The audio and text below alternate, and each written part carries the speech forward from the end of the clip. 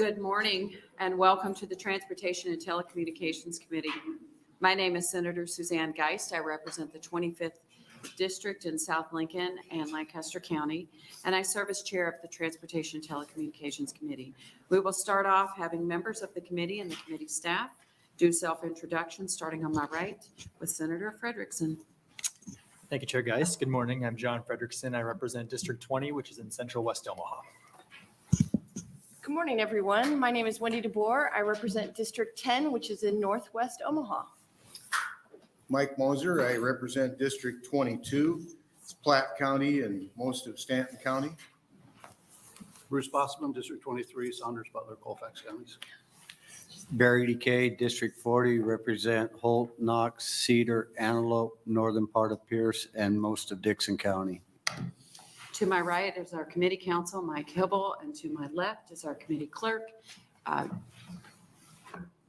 Caroline Nebel. Sorry, mental break. Sorry, Caroline. Also assisting our committee are our pages, Caitlin from UNL, who is a history major, and Natea from UNL, who is a political science major. Okay, she'll be back.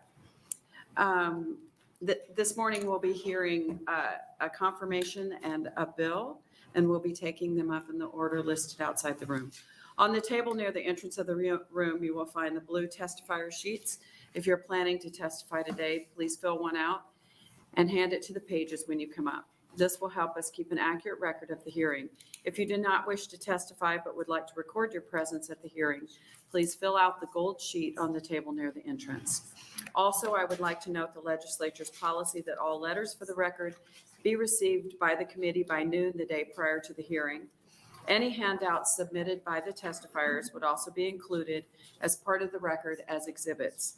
We would ask if you have any handouts, you please bring 10 copies and give them to the pages. If you need additional copies, the pages will be able to provide those for you. Understand that senators may come and go during our hearings. This is common and required, as they may be presenting bills in other committees. Today, testimony for each bill will begin with the introducer's opening statement. After the opening statement, we will hear from any supporters of the bill and then those in opposition, followed by those speaking in a neutral capacity. The introducer of the bill will then be given the opportunity to make closing statements if they wish. We ask that you begin your testimony by giving us your first and last name and spelling your name for the record.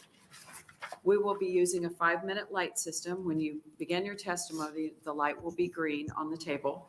The yellow light is your 1-minute warning, and then the red light, when it comes on, we ask that you wrap up your final thoughts.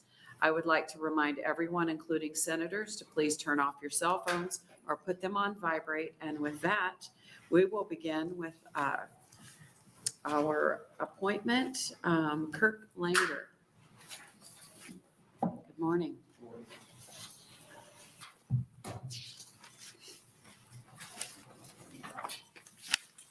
Good morning. Good morning. My name is Kirk Langer. I am currently serve as the Chief Technology Officer for Lincoln Public Schools, which of course is the second largest district in the state, serving about 42,000 students these days. I have served on the NITC technical panel since May of 2002.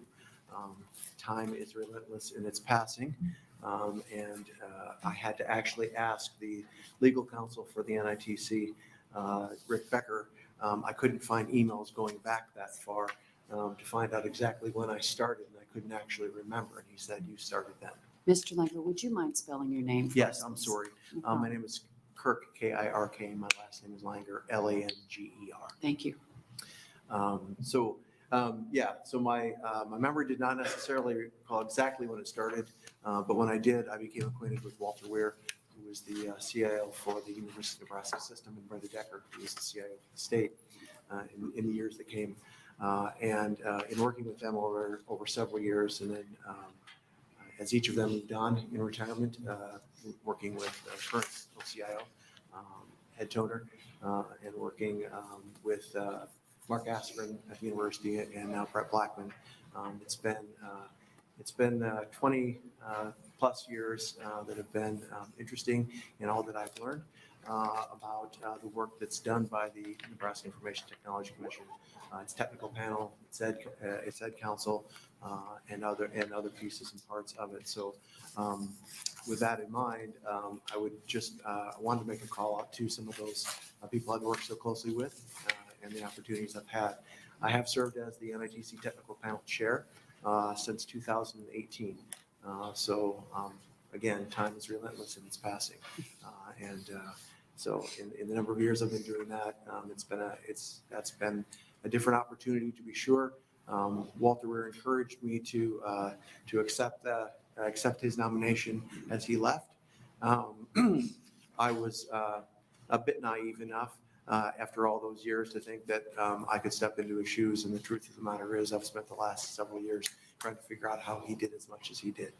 He was truly a wonderful public servant to the state, and I consider myself privileged to have been somebody he was willing to mentor. That gives you a brief history of my time with the NITC, and I would be happy to field any questions you might have. Thank you. Are there any questions from the committee? I see none. Thank you very much. Thank you. Are there any?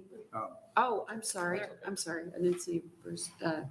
Senator Bostrom. Thanks, Chairman, guys. I was just asking some general questions on, have you sat on, I see August is when you were appointed, so then have you sat into some of the meetings already, and what's your thoughts of those meetings? Yeah, so I've sat in on a single meeting of commissioners. That was my first opportunity to become appointed with Senator Geist. And I would say that the proceedings were approximately what I would have expected, given that as the NITC Technical Panel Chair, I would give reports routinely to the commissioners. So it's important work that's being done. It's happening both at the committee level, in the technical panel, and in the Ed Council. Then when the commissioners come together, it's an opportunity to take action on those things that have been brought forth by those respective groups. How many times do they meet? I would probably defer to Senator Geist. I couldn't tell you the exact number of times, to be honest with That's you. fine. Whatever the number was, I accepted willingly to serve in that capacity. Understand. Okay, thank you. I believe it's once a quarter. Sounds right. Yeah, Sounds right. yeah. I know I attended as well when they gave me they would give the request and you show up, but I believe it's once a quarter. Yeah, our first meeting was over at Nebraska Public Media Building, and Senator Geist and I both did some dodging about trying to figure out how to get in there. As they were doing construction at the time. The most obvious path in was not the correct path. So that might, in some ways, describe a lot of what all of our lives we do in all of our lives. Any additional questions? I don't see any. Thank you. Thank you.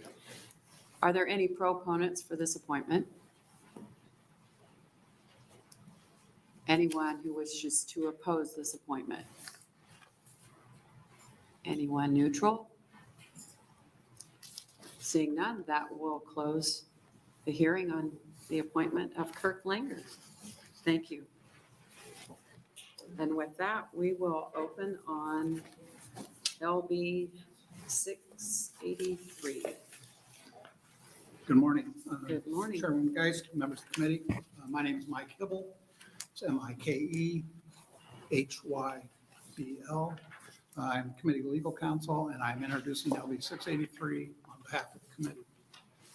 LB 683 would propose 4 main changes to the broadband program administration for the state. First, it establishes the state broadband office. That office will be overseen by a director of broadband. Individual is appointed by the governor, confirmed by the legislature. The office is to be housed in the Department of Transportation. Administrative and budget decisions for the office shall be made by the director of broadband. The office will provide outreach, collaboration with interested parties, develop the state strategic broadband plan, coordinate state agencies on policy matters affecting the use of state and federal funding for broadband, ensure funding is used in a cost-effective manner, and then provide state advocacy for broadband issues on the federal level. Second, the bill transfers the responsibility for the state broadband map to the State Broadband Office from the Public Service Commission. Third change is it strikes a reference that the state broadband coordinator is to be funded from the Rural Broadband Task Force Fund. The bill also strikes language currently contained in the Broadband Bridge Act that any federal funds received shall be in addition to state general funds, and that federal funds may not be used as a substitute for general funds. The bill also does contain the emergency clause. I do have some handouts for you. The first is an amendment that I'm offering to you, AM 217. And on page 5 of the bill, line 30, it would strike the word received and substitutes the words designated by the governor. Currently, the statute provides a broadband bridge fund shall consist of money appropriated by the legislature and federal funds received, shall consist of money appropriated by legislature and federal funds received for broadband enhancement purposes. The effect of this change is the State Bridge Act fund shall consist of state appropriated dollars and any federal funding that has been designated by the governor to be administered pursuant to the Broadband Bridge Act. I have also another amendment, AM 246. This is an amendment that was prepared by the Department of Transportation, and they will be following me and can get into the details of that amendment. And then the last thing I have for you is that last week when I was just sending you out the summaries for this week's hearings, I forgot to include a copy of the governor's executive order that was issued creating the state broadband office through the executive order. This bill is kind of a follow-on to that to provide some additional details to that executive order.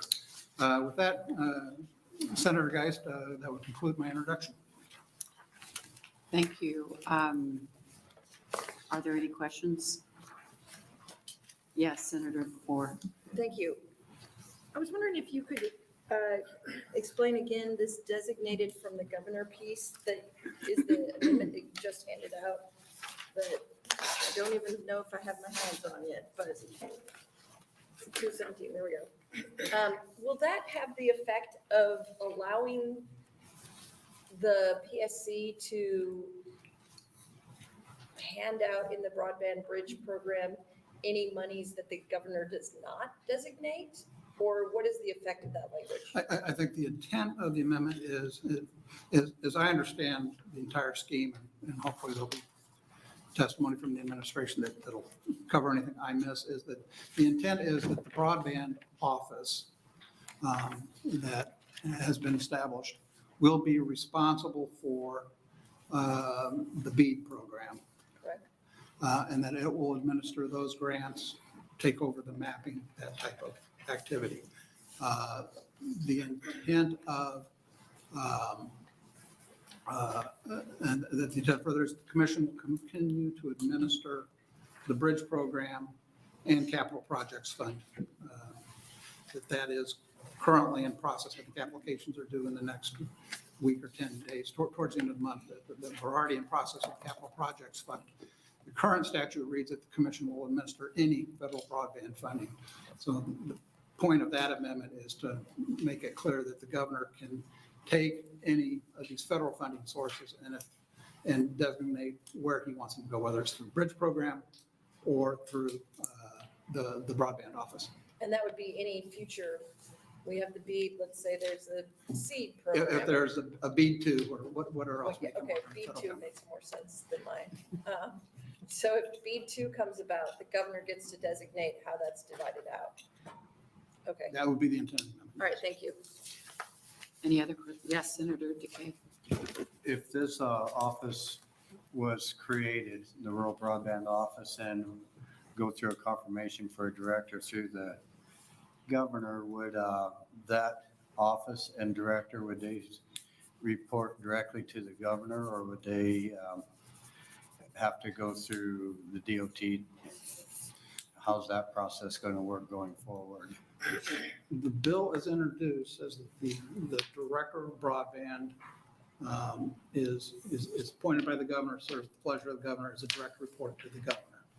That the office will be administered through the Department of Transportation. They will provide office space, those types of things. The bill, as it's as introduced, says that the director will be responsible for the budget matters of the office. The DOT amendment makes a change in that, but I'll let them explain the need for making that change. Okay, But that's the intent. thank you. Are there any other questions in the committee? I don't see any. Thank you. Thank you. Are there any proponents for LB 683?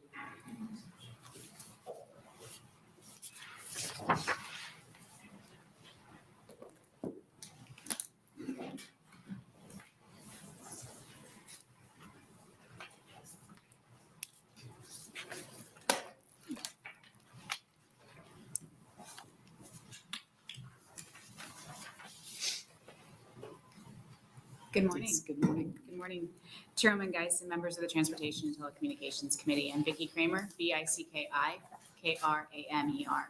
I'm the Director of the Nebraska Department of Transportation. I'm here to testify in support of LB 683. Access to affordable, dependable, high-speed broadband is essential to maintaining the high quality of life Nebraskans deserve. It's the intent of the Broadband Office to consolidate, coordinate, and organize Nebraska's efforts to expand and improve access to high-speed connectivity. Multiple agencies and industry partners have been working to support broadband deployment and access for the last decade. However, the Broadband Equity Access and Deployment Program, or BEAD, established under the Infrastructure Investment and Jobs Act, created a need to proactively assemble a structured entity to dispense incoming federal funds in an efficient and transparent manner. Through the Broadband Office, the NDOT is uniquely positioned to serve as a lead partner in managing the build-out of the broadband network in Nebraska for Nebraska's underserved and unserved communities. There is significant skill overlap with NDOT's existing duties and the duties necessary to effectively deploy broadband throughout the state. The department plans to capitalize off of these synergies, aligning resources to collectively achieve the governor's vision by assisting with statewide short and long-range planning, community engagement, permitting, right-of-way negotiations, procurement, contract management, and infrastructure development. We manage and execute all of these tasks simultaneously across multiple projects daily. The experience will be highly valuable given the timeline of BEAD and the need to effectively deploy and manage broadband funding. NDOT's demonstrated experience with federal funds can be leveraged to assist the Broadband Office in successfully managing and distributing funds. NDOT has vast experience distributing grant funding from multiple federal agencies, including the Federal Aviation Administration, Federal Transit Administration, the Federal Highway Administration, and the National Highway Traffic Safety Administration. NDOT's local assistance divisions, technical assistance team has been working through the opportunities and requirements of IIJA to assist local governments over the last year. They are a team I intend to grow and synergize with the mission of BEAD. Technical assistance will create additional capacity to support local communities' efforts in deploying broadband. Transparency and accountability are also areas NDOT has experience with meeting federal standards. Our robust accounting and audit practices and processes can be mirrored and leveraged to streamline the establishment of reporting procedures required by grant recipients after the distribution of funds. Additionally, in-house geographic information systems capabilities and planning resources, as well as the established process for procuring consultant processes and services, will yield positive impacts on the development of the state broadband map and the federally required 5-year action plan. NDOT has a long history of robust community engagement with many experienced and seasoned staff who regularly work with communities on infrastructure plans, gathering input from key stakeholders, community members, and assisting communities with state and federal processes that affect and fund infrastructure projects. Partnership and collaboration will be vital to the successful deployment of broadband in Nebraska. NDOT has the capacity to scale the necessary resources to deliver on the development of broadband, while supporting the Public Service Commission and promulgating rules and regulations, managing and planning for the maintenance of the broadband network, and facilitate coordination among common broadband carriers. We'll work with PSC to avoid duplication of efforts and develop plans accordingly to ensure there is little to no interruption in the state's progress regarding broadband deployment. This includes the division of assignment of federal and state funds and ensuring grant cycles from different funding sources are managed in a way that maximize the funds awarded while continuing to progress towards the goals of efficiently distributing funds for broadband planning, deployment, mapping, and adoption activities. For funding and staffing, all BEAD funding will be transferred to the NDOT office. NDOT has also worked on a proposed amendment allowing us to fund the administration of this office as required by LB 683. Thank you for your consideration of these concerns and your interest in bringing broadband to more communities in Nebraska. I'd be happy to answer any questions. Are there any questions from the committee? Yes, Senator DeBoer. Thank you for being here. Wondering if you could, I don't know if you have AM 246 in front of you, but if you don't, I can read the language. On page 3, it says the Department of Transportation may, in its sole discretion, use state highway funds for projects to install, operate, and maintain fiber optic broadband or other similar technology when determined by the department to be in the department's best interest. This seems to give unilateral discretion to the Department of Transportation to use road money to build broadband. Am I reading that wrong? No, Senator, that's not the intent. The intent is our ITS system, so our intelligent transportation system. So the different pieces of technology that link our roadways and provide safety features. That's what we're looking to do. So it's not being an ISP provider, but it is continuing to deploy ITS in a way that improves safety. I'm not so worried about in the moment about the becoming an ISP provider, which I didn't think we would want to do anyway. It's more the way the language reads, and maybe there's an amendment or something that we can make sure it's a little more clear. It seems to suggest you could sort of move money that was intended for roads. No, so no money. We already use roads money on ITS because it impacts our roadway system. So on our fiber optic, that's what we use. It's a direct correlation to our mission. So there's no commingling of funds. There's no BEAD funds that would go to roads projects. There's no roads money that would go to infrastructure deployment that isn't directly linked to transportation mission. Got it. And I'd be happy to provide information on how we do our program with ITS. We typically publish it within our program book so we can give the public access to what things we're doing in terms of modernization. And do you know if there's going to be anyone else from the administration that's going to come and testify today? I don't believe so. I believe you'll hear from PSC and a few others, but I don't believe they're in mix. Okay, so then, thank you. Sorry, didn't mean to cut you off. Then I'll ask you a couple of these questions. Why are we taking all of these duties away from the PSC and putting them into the Department of Roads?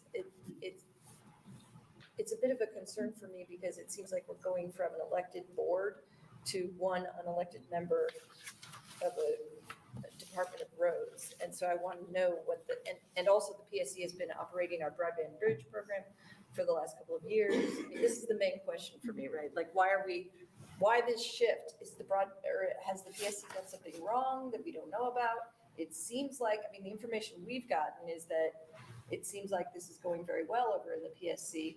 So I'm very concerned about moving away from an elected board, the Public Service Commission, that has experience with this to trying to start a new program. They've been working on, I know they've been working because I've been talking with them about on the fabric mapping, on all of these other things for years. So here you go. What's the reasoning? So I think it comes down to resources and scalability. So the DOT is already working under multiple programs within IIJA to allocate those funds. BEAD changes the game in terms of level of funds as well as requirements to the feds to report. That is a large job. It's not just, we're going to increase 10 FTEs just in the department, and we have resources to backstop the necessary information and requirements and training you would need to do that. You have a strategic action plan that is due in August that dictates how we're going to spend this funds. I would say that there's one organization in the state that can provide the level of support we need to be able to make sure Nebraska has the best use of those funds, and it's DOT. So if they could demonstrate that they could do it, then like maybe there's some resources you're not available or you're not aware of or something like that. Let's play hypothetical world. If they could demonstrate that they could do it, shouldn't we keep it with the group that's already been doing it? To me, I'm here to tell you what the DOT provides in this resource and in this conversation. I would argue that, again, the timeline and looking at where we have and the ability to procure a consultant, bring them on and set up the plan, or to even be able to manage that in-house is troublesome. And we've already gone through multiple rounds of community action and stakeholder input to where dollars are on the table. And so my main task here is to provide Nebraska with an opportunity to make the best use of these funds. And my department can do that.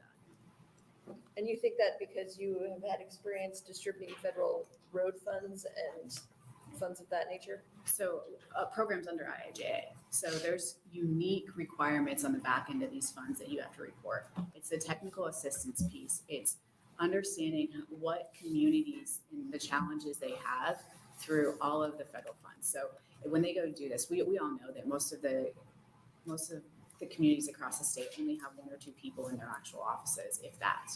And so making sure that we can deploy technical assistance teams to do that. Most of our staff within the local assistance division already have direct linkage to those communities and can work with them closely. So again, going back to the scalability piece, I do feel that we're unique in that we can scale up to provide the support needed to get to the August action plan, as well as provide the back end of the funding in terms of transparency and audit practices.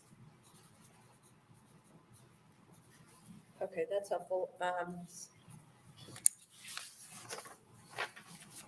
There was another spot, sorry, give me a second. There's another spot I wanted to ask you about. Oh, yeah, so the strategic plan, you think that'll be ready by August if you all take over this position? We don't have a choice. It Yes. has to be ready for August. So do we have everything in place to hire someone? My understanding is that there was a similar attempt to create a broadband office in Oklahoma, and they have been unable to secure an individual for that position. Mhm. Do you have any read as to whether or not we would be able to get someone for that position? So we opened up applications as soon as the governor announced his EO. We've gotten several qualified individuals, so I do feel we'll be able to get somebody on for the broadband office, but I don't think that those things are mutually exclusive. I think that we, under the administration, would be able to provide a strategic plan, even if we weren't able to get somebody on by March or April. We'd still be able to have enough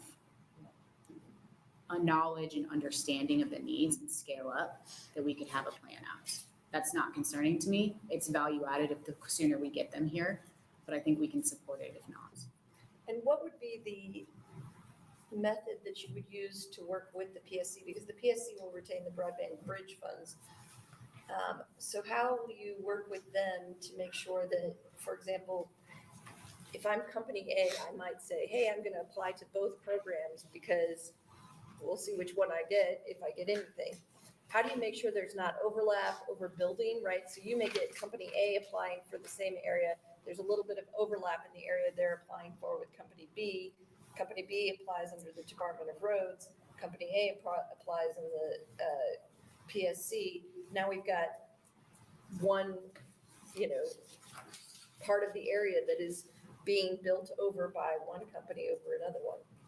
So there's a lot of policy issues in that conversation, more than just 1 or 2 questions, but I'm gonna address 2. So I think 1, the partnership piece is huge, but 2, it's why the map is so important.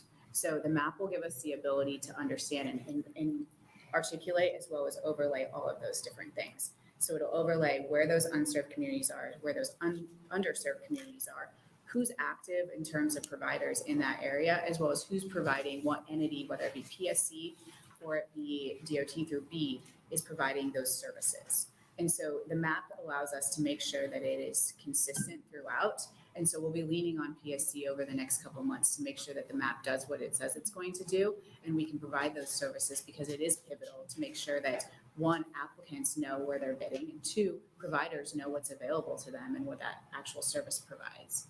So we're working through that. It's going to be a conversation. We've already set up multiple different ways to communicate with PSC, and we'll continue to do that. Thank you. Yes, Senator Frederickson. Thank you, Chair Geist.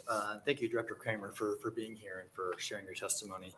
I think what we all agree on is how important getting this right is, right? I mean, I think broadband deployment is going to be key for our state, whether we think about this from a economic perspective with remote work, whether we think about this from education with remote learning opportunities, I think also from a healthcare perspective with, telehealth. And so I think this is a really important equity issue for folks in parts of our state who might not have access to broadband.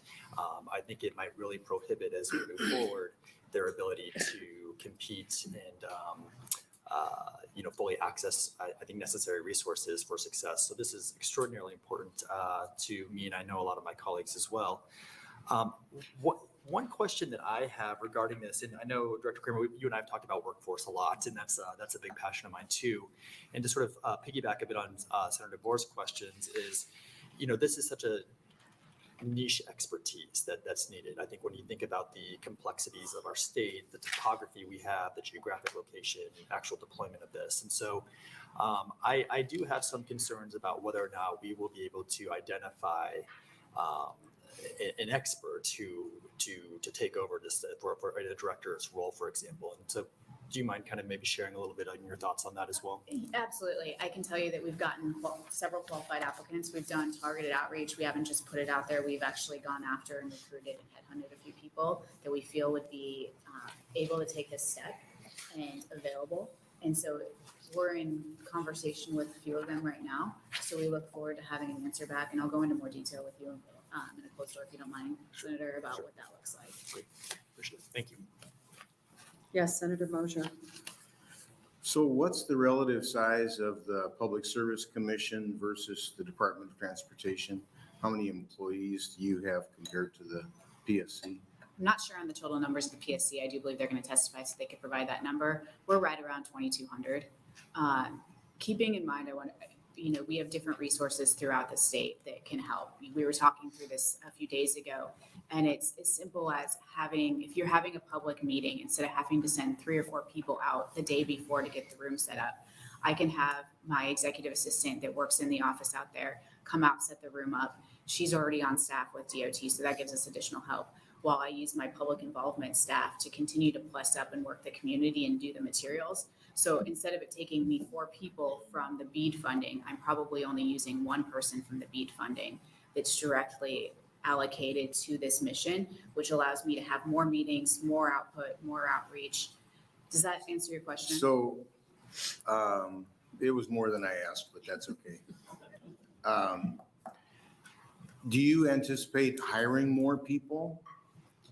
I anticipate, so the 10 FTEs that were submitted to the FCC or to the NTIA FCC in terms of the BEAD plan, that will stay. That was part of our fiscal note. That will stay, whether it be a PSC. Not exactly sure what theirs looked like, but ours is 10. Based on other states, they range from 10 or from about 6 to 13 people that they have on staff doing this direct mission. So I assume I can take some of the requirements and some of the work off and put it on my other staff. I will say, just for transportation under other programs of IIJA, given the needs of local communities, the local assistance division will grow under my leadership. Do you think that some employees of the Public Service Commission may want to transfer to the Department of Transportation to work on broadband? So right now, there's 3 FTEs that are allocated to BEAD that are currently hired by the PSC. So they're going to switch to DOT? That is the intent. Okay. Obviously, I understand the sensitivities around that. And so we're working with the PSC to make sure that what was promised to the employee is honored and that it's a seamless transition. Okay. You don't see a shift in the emphasis to get more done? You don't look at this as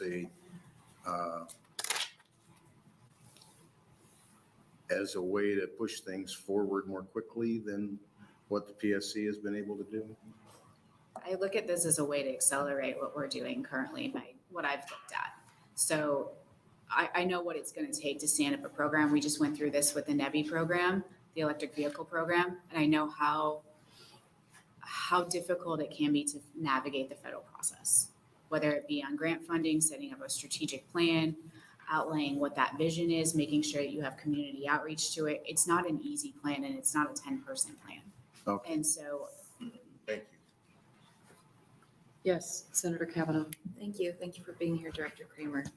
I'd like to start by saying you're throwing out a lot of letters and I don't know what you're talking about. And so if you could actually say what these things are, because it's hard for me to follow when you say IIAJ. I don't know what that is. So first, could you tell me what IIAJ is? So it's the infrastructure bill. So the same bill that the transportation department got increased funding of about 30% on their formula funds, it's a program authorized under that same program. So IIAJ is the infrastructure, for the federal infrastructure bill. Okay, thank you. I will just say that we're not all technical experts, and so just to be mindful of that, I realize that you have more expertise on some of these acronyms, but it is a little hard to follow. Okay, so I'm going to kind of follow up on some of the questions that Senator DeBoer had. I have some concerns where it says the sole discretion. I guess I didn't feel like we really got an answer on that. That's a red flag for me, because there's a may here. The Department of Transportation may use highway funds, et cetera, but in its sole discretion, is that something that the department is willing to have struck from this? We can work through that. Okay, because It's the intent, and we talked through this, is making sure that we can operate at our discretion to use the opportunity, if you have it, to put in ITS.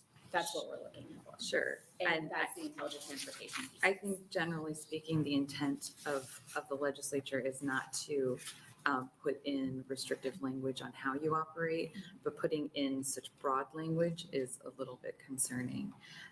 Another concern that I have that I want to give you the opportunity to speak to is Senator DeBoer mentioned that the Public Service Commission is a elected board, and the Department of Transportation has a greater latitude than really any other department in the state, because your funding is not reliant on the legislature's approval.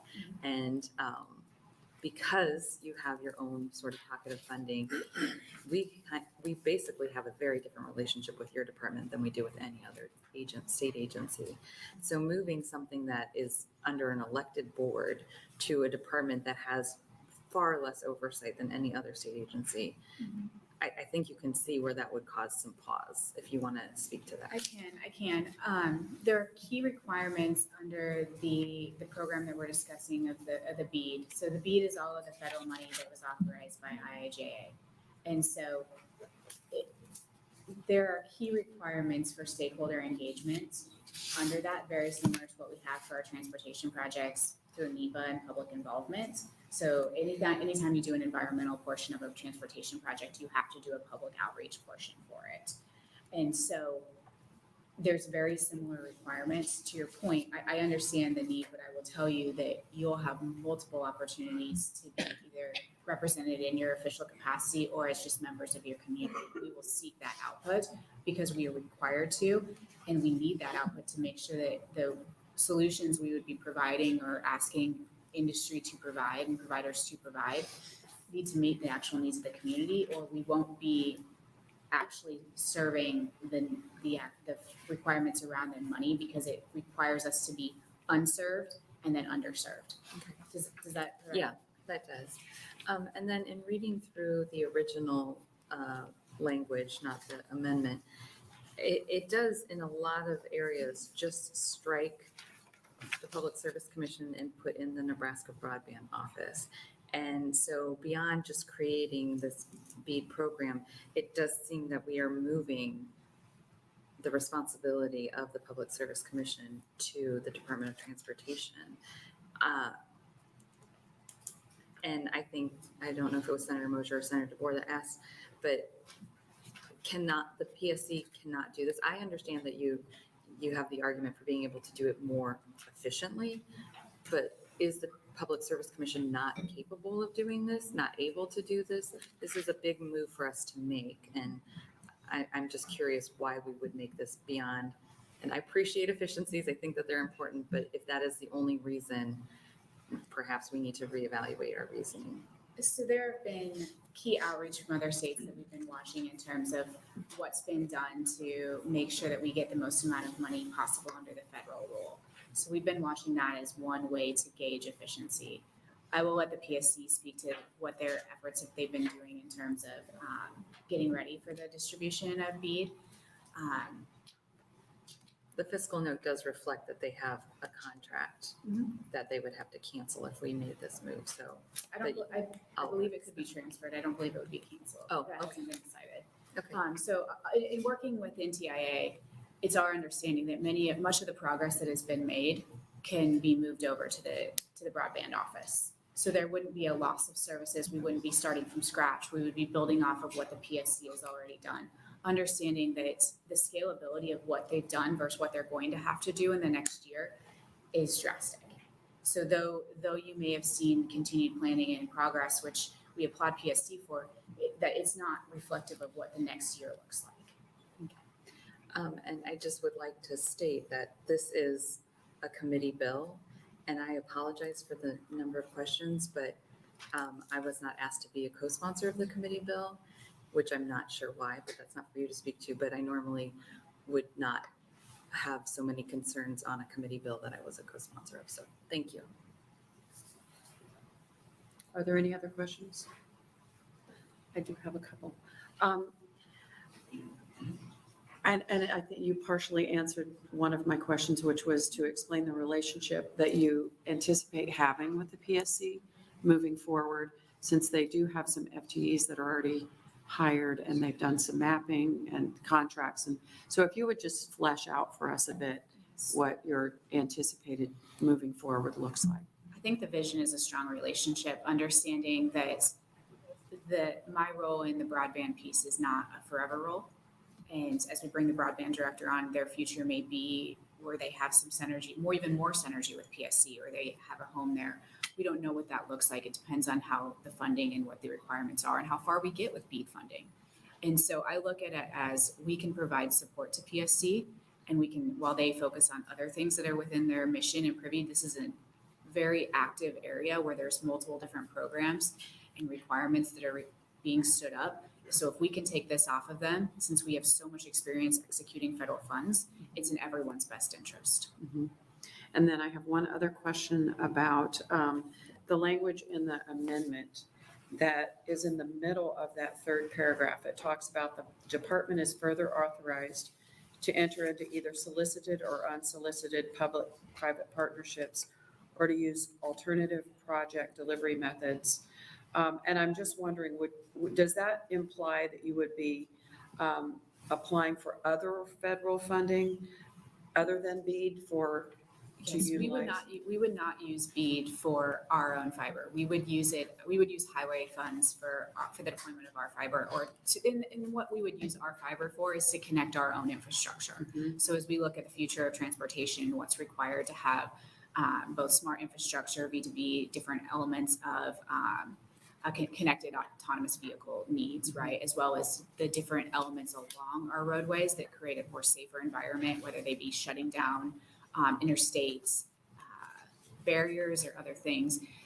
That's what we need fiber for. So this would allow us to use state funds and our federal funds to do that, to deploy those activities. So just to be clear again, and I know you've been asked about this, but just to re-clarify, this whole paragraph has nothing to do with BEAD funding. No. This is just you being authorized to use federal highway funding to advance the projects that you're, Yes. okay. Okay, thank you. Are there any other questions from the committee? I don't see any. Thank you for your testimony. Any other proponents?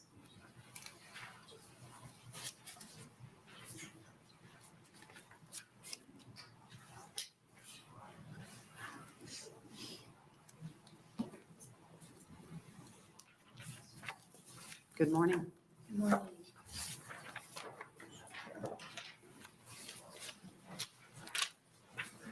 Good morning, Chair Geist and members of the committee. My name is Sarah Meyer.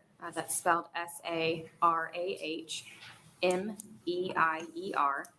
And I'm an attorney at Rumboldt Ledke Law Firm. And I'm here to testify in support of LB 683 on behalf of the Nebraska Rural Broadband Alliance, the NRBA.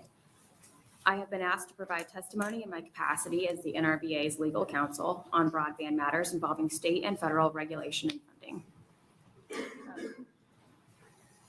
So we understand there's more work to be done to prepare this bill for final passage. as evidenced by the recent DOT amendment that was presented here this morning.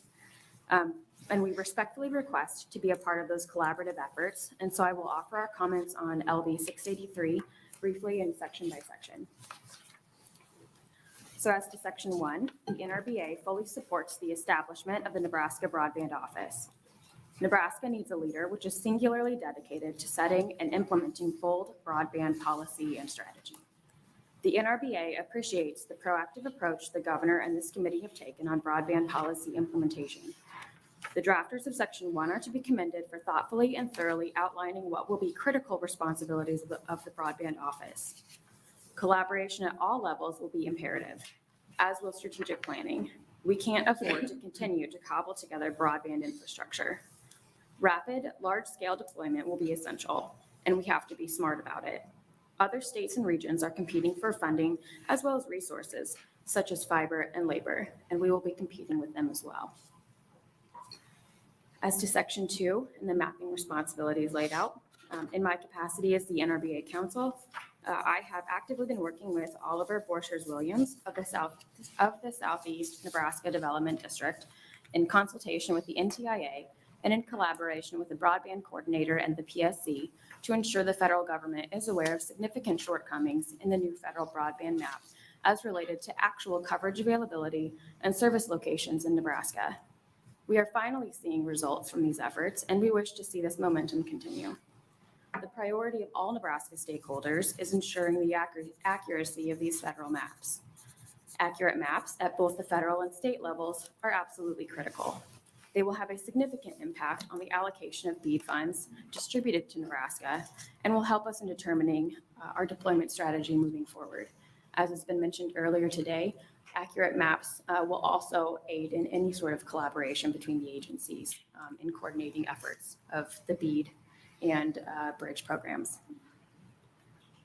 As to sections 3 and 4, the NRBA believes that the legislature should determine what agency is best suited to administer grant programs for broadband infrastructure. LB 683 appears to direct BEAD funding through the Department of Transportation while leaving state bridge funding and federal ARPA funding to be administered by the Public Service Commission. Having two state agencies administering funds for similar purposes will create duplication within state government, but our concern is the burden it will place on applicants for grant funding. Dealing with two separate agencies, the potential of two different application processes, and the uncertainty of running questions by two different sets of staff will create undue costs on the applicants, diverting resources and distracting them from the core aspiration of helping to design and build a broadband network throughout the state. In short, one-stop shopping would be a great benefit to everyone involved. Should the grant funding be moved entirely to DOT, it would have the benefit of freeing up the PSC the needed time they need to focus on addressing NUSF and other issues that are critical to large-scale, rapid deployment of a sustainable network. Essentially, the way we see it is that the PSC has a critical role in maintaining the safety and sustainability of our broadband network that needs to be built out here in the next 5 years. So in conclusion, the NRBA supports the creation of a strong broadband office to lead collaborative efforts to design, build, and sustain infrastructure that is capable of providing all Nebraskans with affordable access to the broadband services critical to all facets of our personal lives and commerce. The NRBA urges you to advance LB 683. I'm happy to answer any questions you might have. Thank you. Other questions? Yes, Senator Frederickson. Thank you, Chair Geist, and thank you for being here.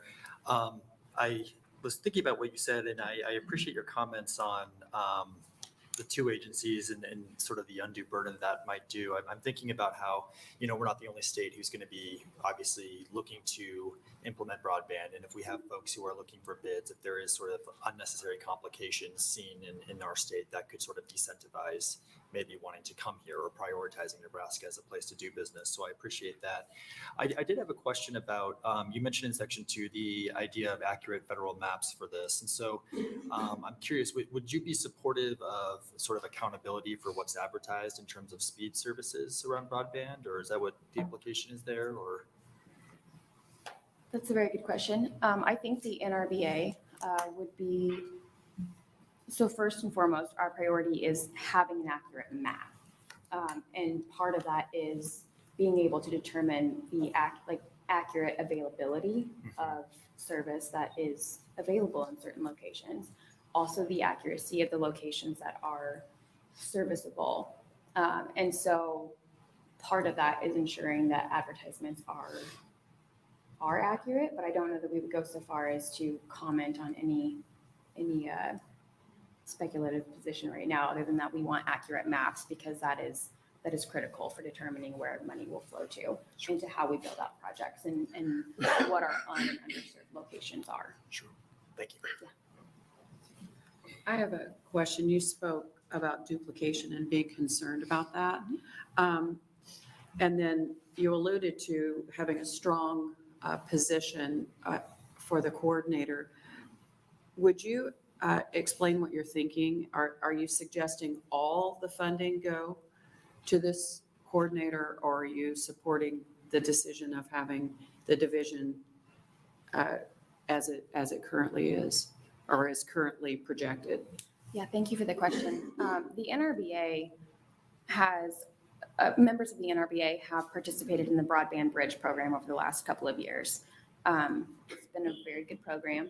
I think the point we were trying to get across today is that having to do a similar process to two different agencies for grant money for the deployment of broadband is duplicative, both on the industry side and on the government side.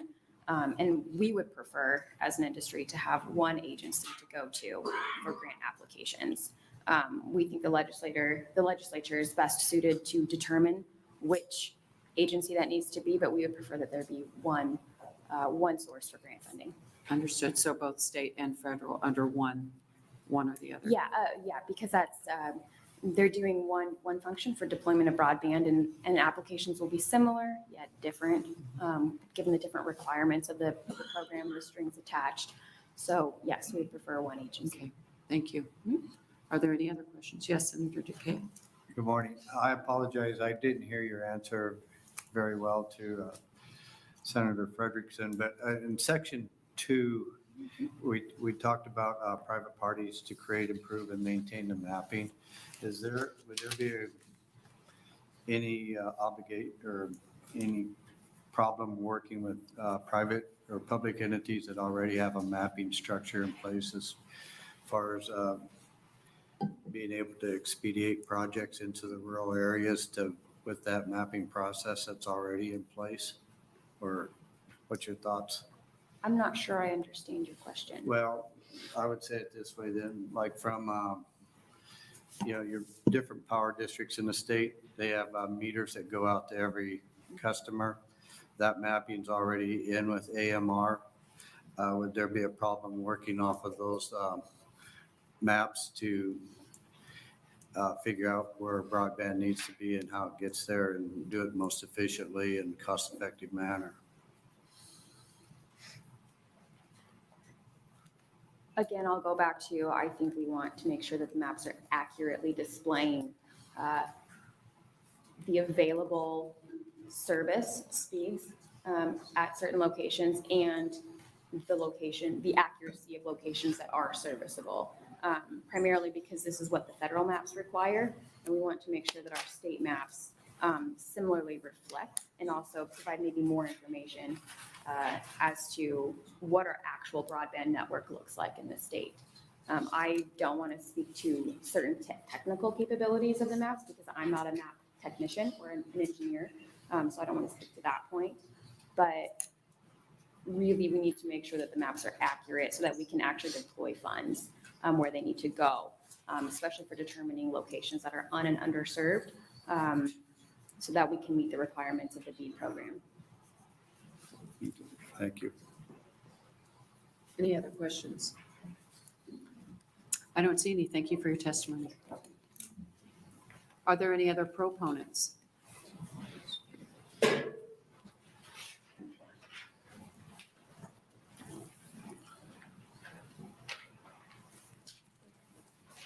Good morning. Morning. Chair Geist and members of the Transportation and Telecommunications Committee, thank you for the opportunity to be with you this morning. My name is Julie Bushell, spelled Julie Bushell, and I'm the president of Ethos Connected, formerly known as Page Wireless. Ethos sees LB 683 in the creation of the broadband office and a director of broadband that sits in the governor's cabinet as transformative for rural Nebraska, agriculture, and our state's economy. For a handful of years, policy has focused on rural broadband, but that term doesn't mean the same to all. Traditionally, policymakers have focused on getting adequate broadband speeds to small towns across our state. That is what the federal USF fund, USDA Reconnect, RDOF, and BEAD funding, and recent state grants have all focused on, and rightly so. Every person in Nebraska deserves broadband access, and it's a necessary goal for the survival of our rural communities. There's a bigger picture to rural broadband that's been in the state's blind spot, and that is why Ethos is so excited about the possibility of a broadband office. Agriculture is the #1 industry in our state. We are seen as the global leaders in food production, and we are the leaders in the sustainable production practices we use to do that. Over the last few years, we have worked with stakeholders in the agricultural supply chain, from seed companies to large retailers. They have all made clear that they favor data-backed, verified information and are willing to pay a premium on products that are shown to be grown in a sustainable and humane way. Here in Nebraska, that is what we do. But without sufficient producer-owned data to back that assertion, our ag products will be second choice to those that have data to drive their value-added premium. Ethos believes connectivity is the foundation to putting the power in the hands of the individuals, communities, and specifically the ag producers that we serve. Over the last 4 years, we have constructed North America's first statewide LoRaWAN network here in Nebraska. We have covered the state with a network that connects cropland, livestock operations, villages, and rural businesses. We know through on-the-ground experience, connectivity is critical to increasing on-farm revenues, retaining the next generation of ag leaders, and to allow Nebraska to finally tell our great story of how well we do agriculture. A broadband director who takes into consideration all perspectives of what rural broadband means comes at a critical time in ag industry's technological evolution. Precision agriculture is happening now all over the world. We have a once-in-a-lifetime opportunity to prioritize our largest economic driver in the state and secure our global leadership. A fresh and focused perspective on connectivity and outside-the-box thinking with a rural governor's support makes now the time. For these reasons, Ethos Connected supports LB 683. Thank you. I'm happy to take any questions. Thank you. Are there any questions from the committee? I do not see any. Thank you. Thank you.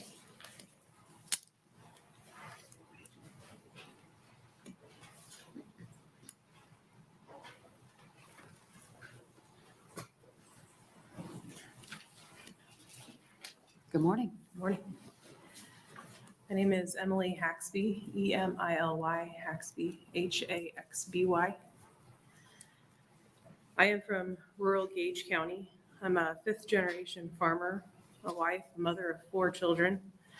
We have both row crops and a cow-calf operation, and with livestock, that typically means that we don't get a vacation, and the concept of sleep has eluded us.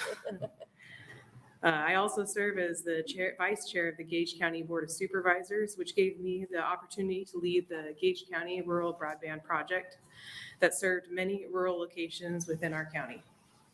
I know how important broadband is to rural residents across the state, especially our farmers and ranchers. I'm here today to testify in support of this bill as I applaud what this committee and our governor has done in creating the Nebraska Broadband Office.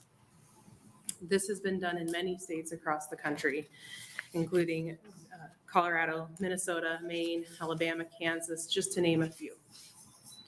I have heard people say that this is about taking things away from the PSC, but it is not that. This is good policy. It is great to see the governor show how important broadband is to our state. Sometimes change can be scary, but sometimes it is necessary. and seeing our governor and his administration proposing such a smart and good policy right out of the gate is awesome. I have a few questions and thoughts to consider that may help clarify this bill. How are agencies going to work together? As we've all discussed before, the PSC has great new leadership and a good staff that serves as a regulatory agency. Will this new broadband office provide direction and with policy and funding while the PSC follows through with the regulatory process?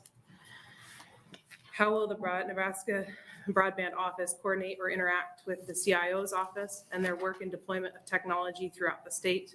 Can they be utilized for outreach? I think these are things that would be great resources and good interagency cooperation and support through the whole process, and utilize those that are already in that capacity.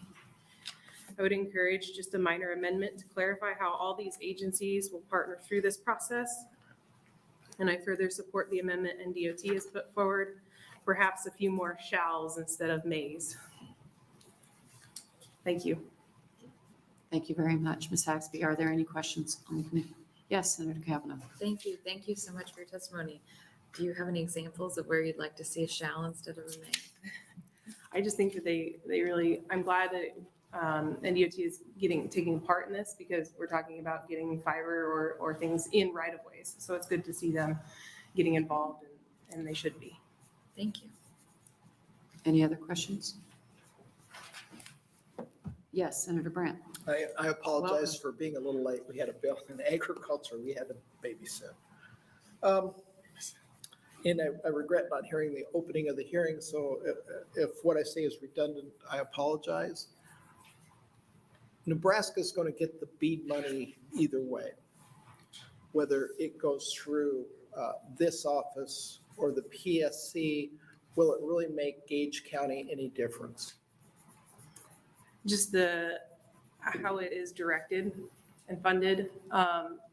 What I see is the money that's coming down is great, but it's probably not going to be enough. We allocated $4 million, turned it into, anywhere from $11 to $13 million project, covered only about 40% of our county.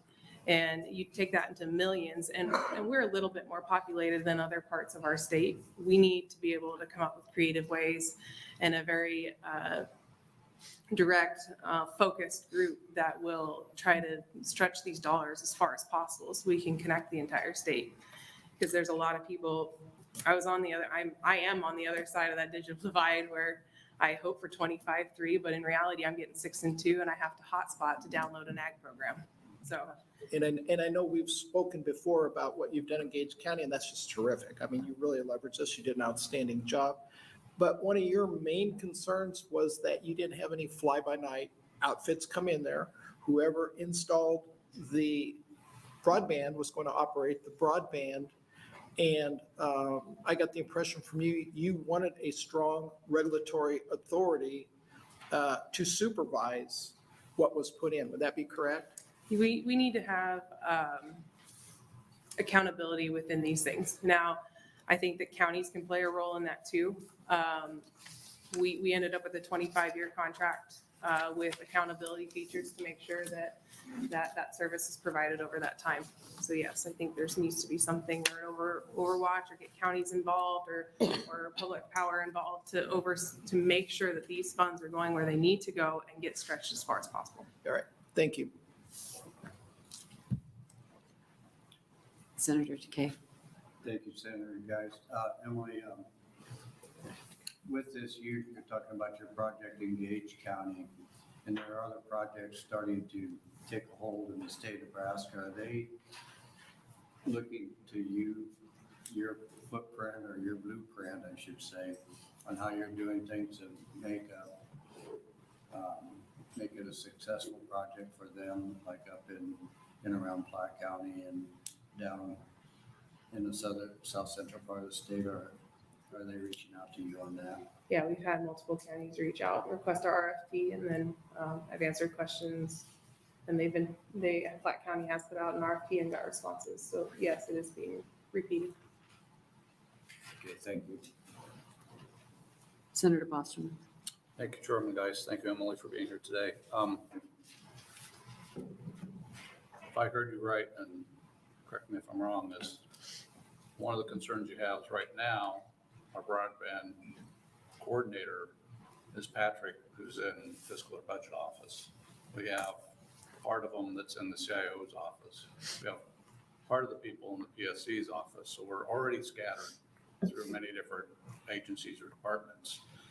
And your concern is with the broadband office that we really have a focused office where we have one office that's looking at what the need is, identifying the best way to get the broadband out, best way to use money, rather than to have that one office do that, rather than right now, we're scattered between many different areas of the state. Is that? Yes, yes, because we went through the challenge process and trying to get all the agencies to get together to work on it, to get it done. And, that's going to affect the funding coming down to our state. So we need to kind of have a focused effort. Right, and we've heard in the LR that we had before session, you came and testified as some of the work you're doing with the maybe NPPD and others to identify locations in the state, which you would hope that would then, this new office would be able to take that up, or similar type of a process up to ensure that we're identifying unserved and underserved areas in the state. So we The used public power meter data. We were able to get it from all but one public power. And from that, we used a buffer or filter to find the missing locations within the fabric. It's close to 10,000 missing locations within the state of Nebraska. And then that's not the solve all. We also need to be able to correlate the technology used to service that location, as well as the speeds that they can receive. And I think that there's other ways we can get that information with reporting from companies to create our own maps that are a lot more accurate. Right, and I guess my comment was just point that with this broadband office, that's their focus. Yes. Right now, we have people that are in different agencies or departments that have other jobs they're doing also, but this is really going to be the focus of the broadband office and those they hire. And that would be able to do things similar to what you've done. Okay, thank you. Are there any additional questions from the committee? I don't see any. Thank you for your testimony. Any other proponents?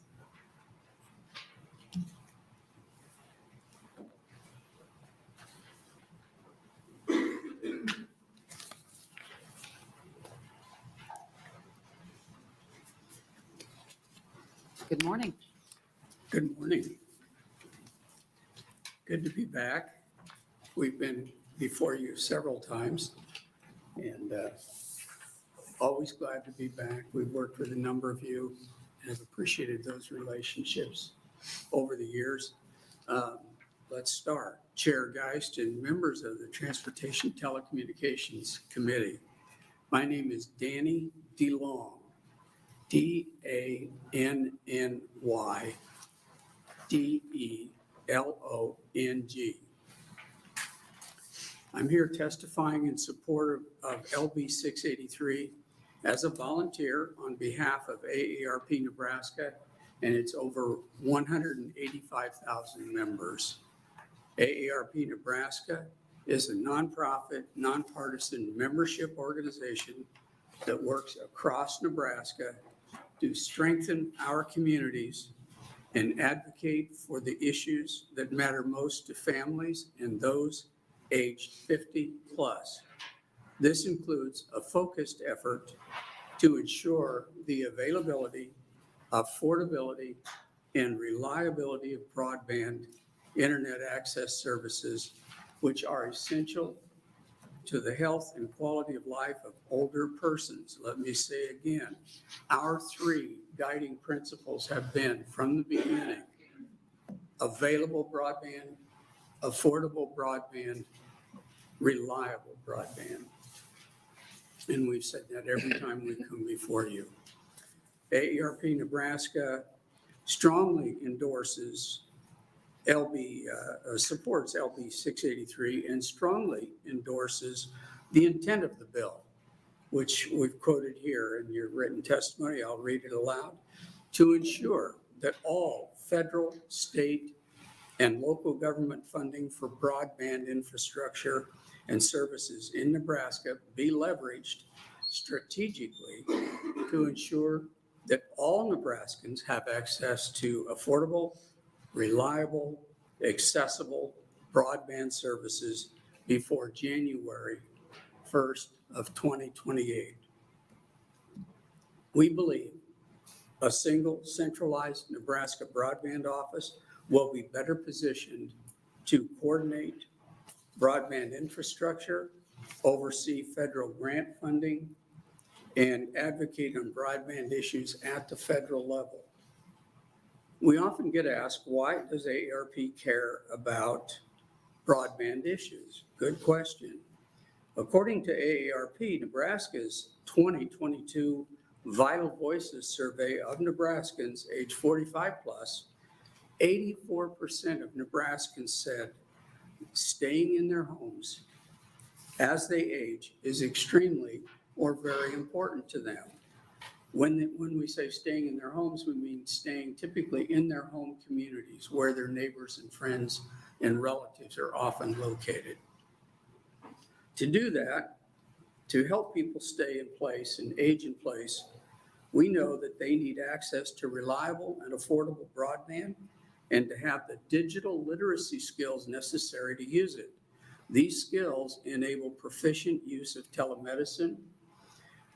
They fight social isolation through digital connection with family and friends. They allow access to online shopping and services, and they create remote work opportunities. AARP Nebraska supported the state's application for federal digital equity planning grant funding, and we have been pleased to work with the Nebraska Information Technology Commission to hold a series of listening sessions around Nebraska to talk about digital equity and inclusion of older adults as part of the planning grant process. We believe a Nebraska broadband office, as envisioned in this bill, would not only play a key role in administering the nearly $600,000 the state has received through the Digital Equity Act to develop the Nebraska Digital Equity Plan, and in administering the additional federal dollars that will be available to implement the plan. The office will be critical in directing the nearly $5 million the state received through the Broadband Equity Access and Deployment, or BEAD program, to be used to identify unserved and underserved locations for capacity building of the state broadband office, to create a framework through which grants are distributed to subgrantees based on the structure in place for the Nebraska Broadband Bridge Program. If you would wrap up your I comments. will. For these reasons, AARP Nebraska supports LB 683, and we thank the Transportation and Telecommunications Committee for introducing and supporting the bill, and we will appreciate the committee advancing it to general file. Thank you. I'm happy to answer any questions. Thank you very much. Are there questions on the committee? I don't see any. Thank you for your testimony. Thank you. Any other proponents?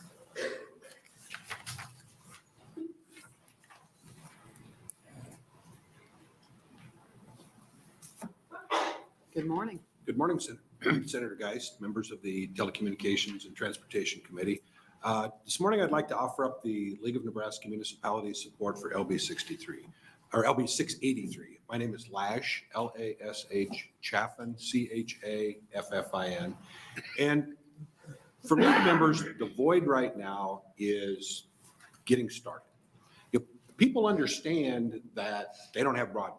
They're told they might be told they have broadband, but they get they don't have it. And right now, nobody knows where to go. Sometimes they go to the league. Sometimes they go to a local company 25 miles away that they know is providing it. Sometimes they contact the Public Service Commission. My guess is they contact your offices on a pretty regular basis. Recently, they've taken to contacting Emily Haxby from Gage County, but they're just desperate to find somebody to talk to. And what excites me about what's going on right now is that the budget office staff has been in communication with us. They're already working with the Department of Transportation in developing technical assistance to get past step one. And that's very, very exciting, for rural league members at this point. And it's something that I think they're going to put a lot of innovation in. They understand that if we consolidate it, if we work on it together, if we collaborate, we can get the word out. We can steer people to the right places. And we're very, very excited about that. And, and obviously I can't speak for the Department of Transportation, but in the past, can the Department of Transportation pull off funding? Yes, they could pull off funding with local leaders. I would submit that when this committee worked on it, the federal funds local government exchange program might be the most complex funding program in the history of the state of Nebraska. And that was hatched in this little room directly north of the director's office. There's a 10-person conference room, and that idea was hatched by their staff. They put all hands on deck to make sure that could be done. There were hundreds of hours of communication, and there were 4 or 5 meetings where city and county officials were all sent to Scottsbluff, Norfolk, Lincoln. I think there might have been another one. And literally the Department of Roads had dozens of staff members there at the time, the Department of Roads, signing documents. They had legal expertise, they had technical expertise, they had engineering expertise. They put an all-out effort into making sure that program worked. And then another program that comes to mind is there was a time in the pre-2010 period that city governments receiving federal funding couldn't get their projects through federal scrutiny on the environmental component. And I think the Department of Roads recognized that this was a problem and knew that this could be tens, if not hundreds of millions of dollars that we were just going to drop the ball on. Again, they put all hands on deck. They hired environmental consultants. They hired biologists. They had a couple days where they brought everybody into every city, every county, into their conference room there with a little stage. I don't know what they call that room, you could go to every biologist and you could work on your environmental component that you could not get through the Federal Highway Administration scrutiny at the time. So they're not beyond, I can't speak to how they intend to handle broadband. That's Director Kramer's job and not our job. But I do know there are examples in the past where they've bent over backwards to make sure a program with a short, difficult, expensive time frame could be managed. So that said, we are most certainly in support of consolidating this. And for what it's worth, the Department of Roads has been great to work with over time. Some days there's obviously frustrations, but every village board member, the first job they need to have is get the district engineer's phone number on their speed dial. So we certainly have communications with the Department of Transportation on a regular basis. Thank you. I will certainly answer any questions. Yes, any questions from the committee? I don't see any. Thank you for your testimony. Any other proponents?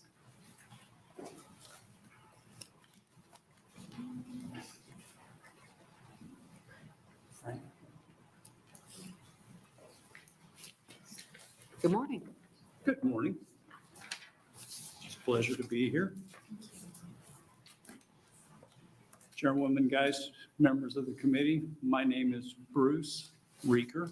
It's BRUCE-RIEKER.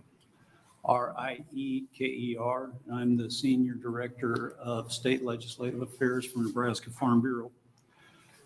In addition to representing Farm Bureau today, I'm here on behalf of 7 other ag organizations. The State Dairy Association, Nebraska Cattlemen, Nebraska Corn Growers, Nebraska Pork Producers, Soybean Association, Wheat Growers, and Renewable Fuels Nebraska, all of which are in support of LB 683.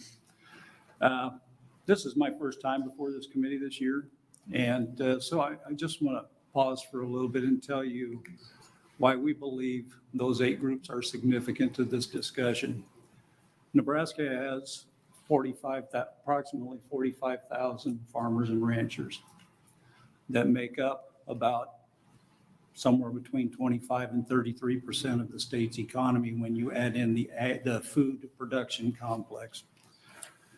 And we are also probably the most expensive to connect. But I submit to you, and we can do some economic analysis on this if you would like, but we may be one of your highest rates of return or return on investment of getting broadband to the farmers and ranchers that are the hardest to reach. The reason being is that they're multi-million-dollar operations running multi-million-dollar machinery. Time is money.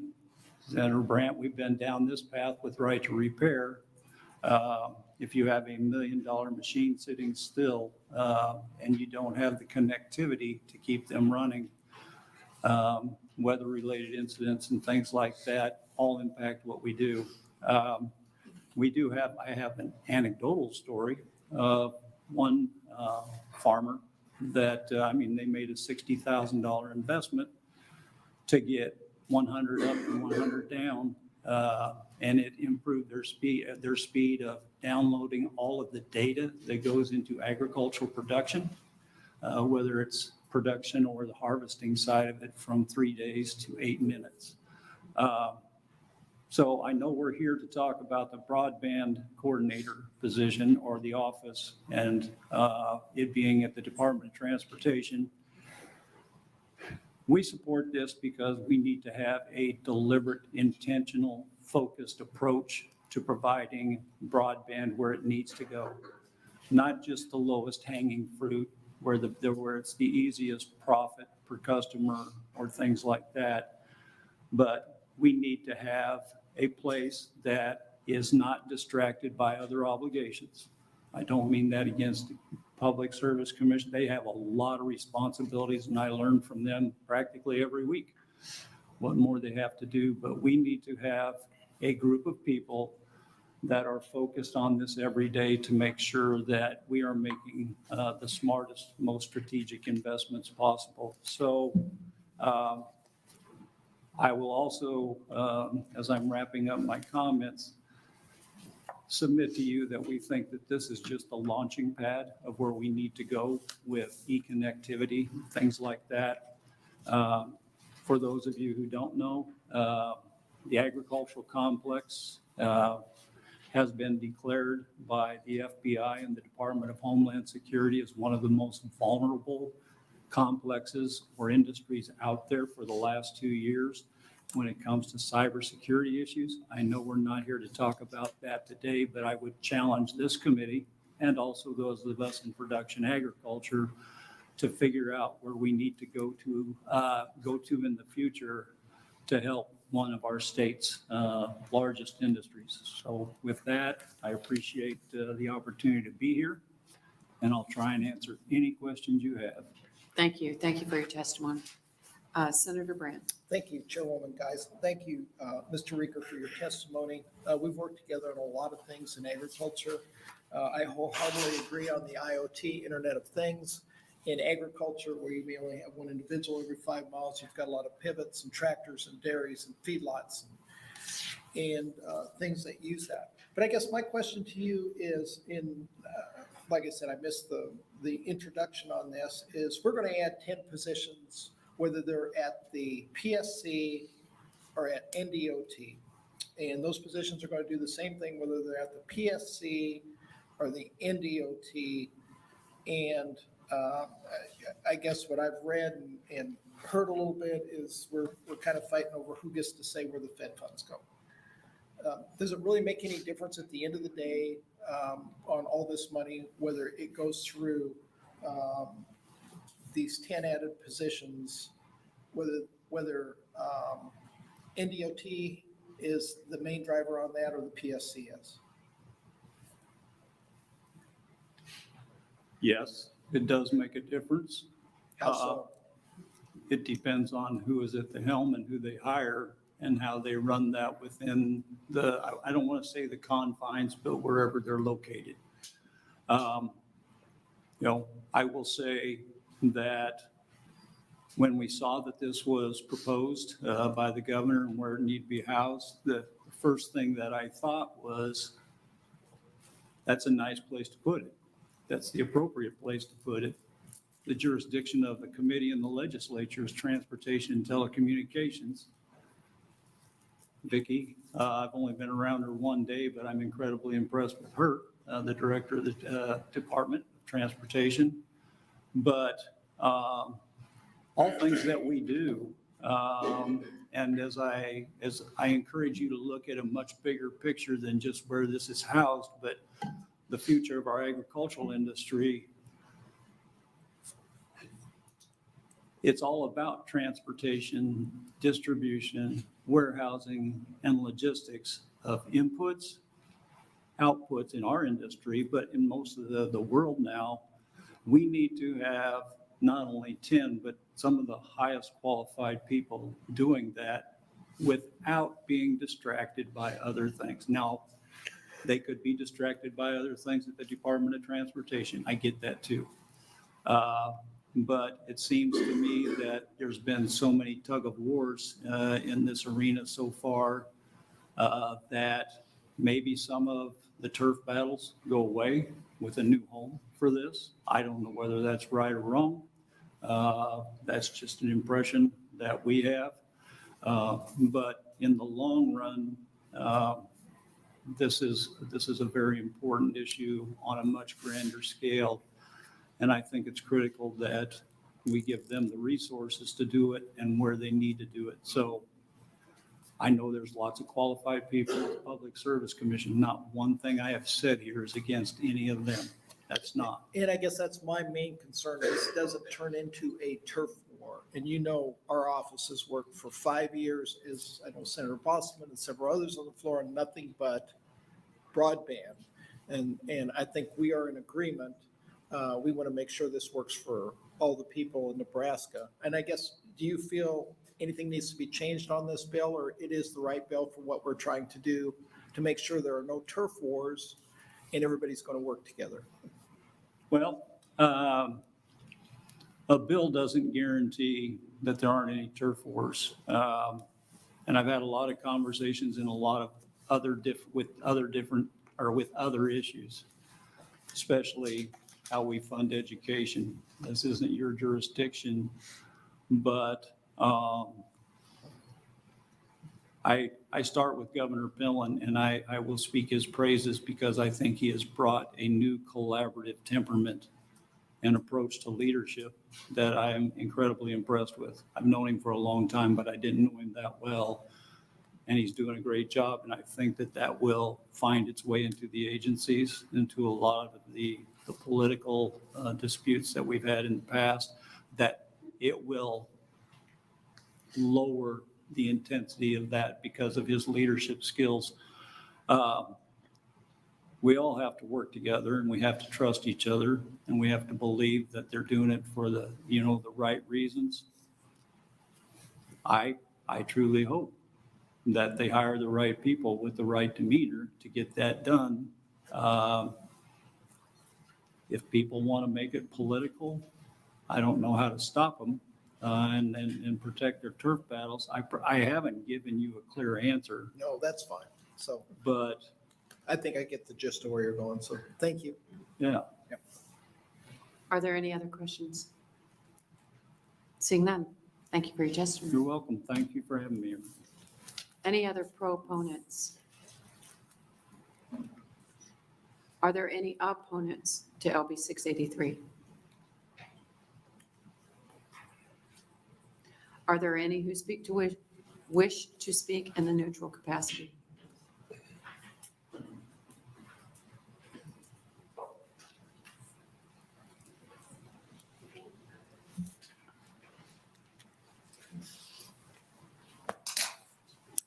Good morning. Good morning, Chair. Sitting back there too long. I should have stood up like 7 minute stretch already. Good morning, Chair Geist and members of the Transportation and Telecommunications Committee.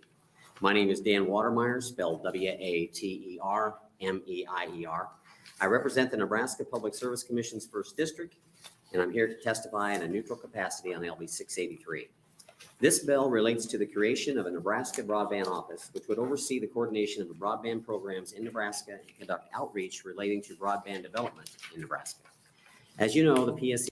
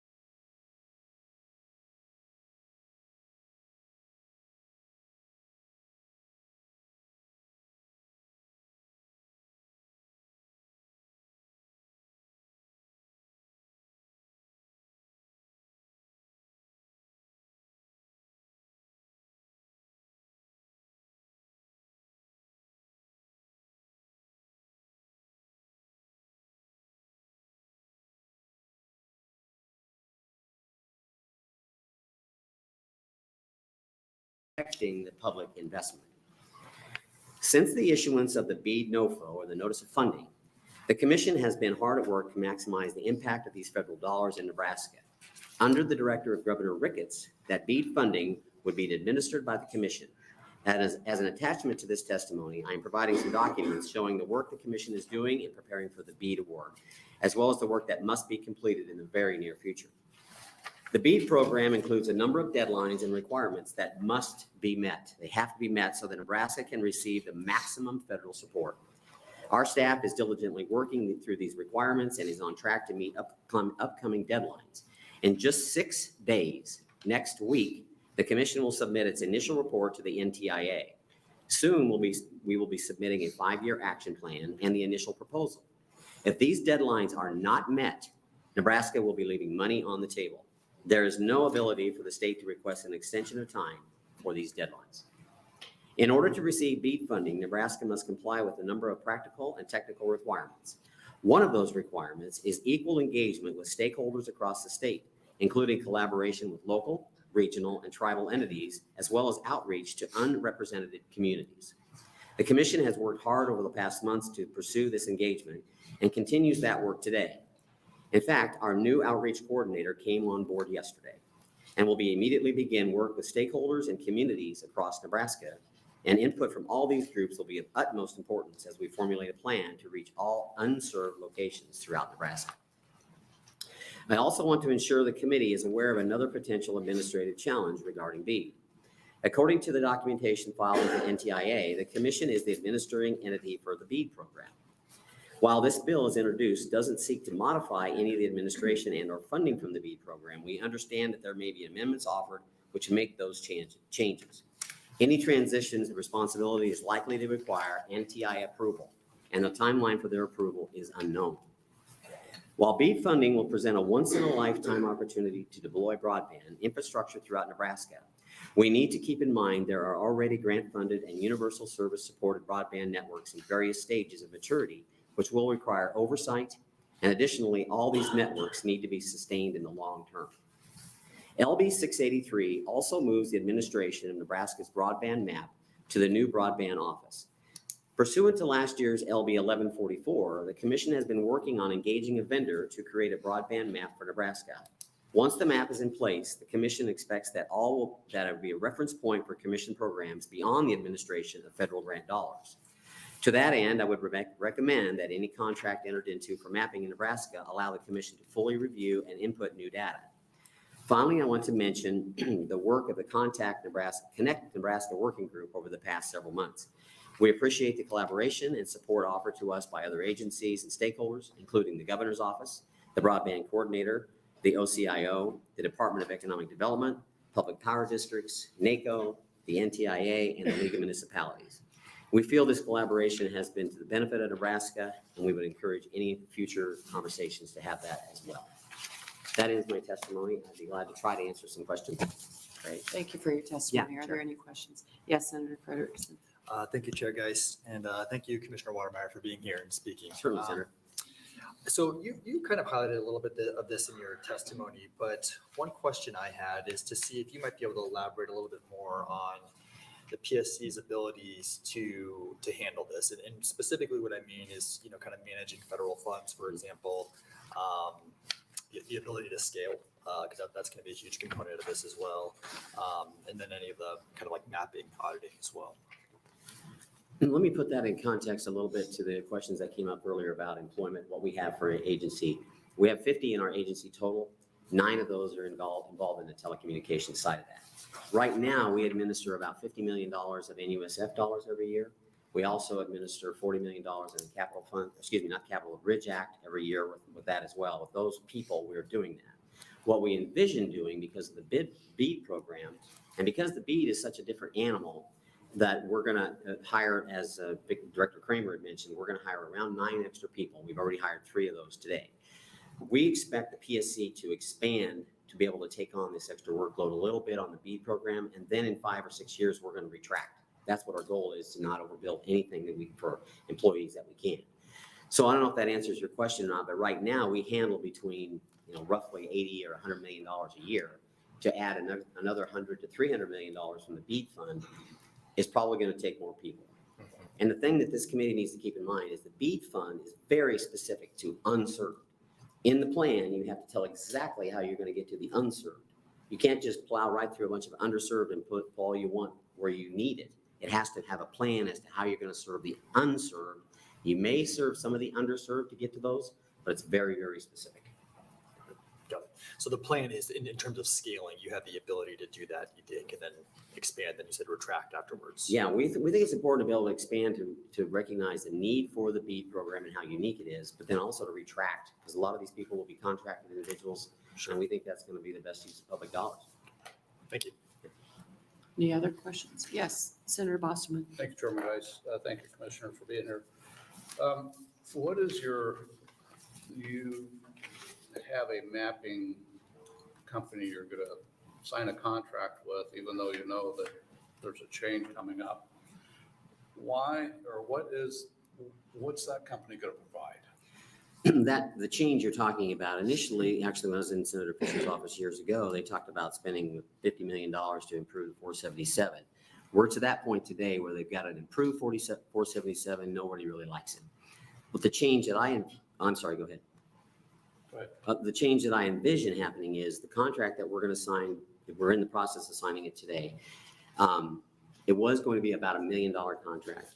The NTIA threw out some things and changes, and it suggested that we may be provided some of those numbers to the map as a holistic to all the states. So we're going to sign around a $300,000 contract in order to make sure we get started with the mapping issue today. So you're going to rely upon the providers to provide the information rather than actual where it's at location. And how does that help us in identifying the unserved locations? Because we've already identified by others that they haven't identified those unserved locations. So now we're going to be relying on the same data from the same places to get the same results.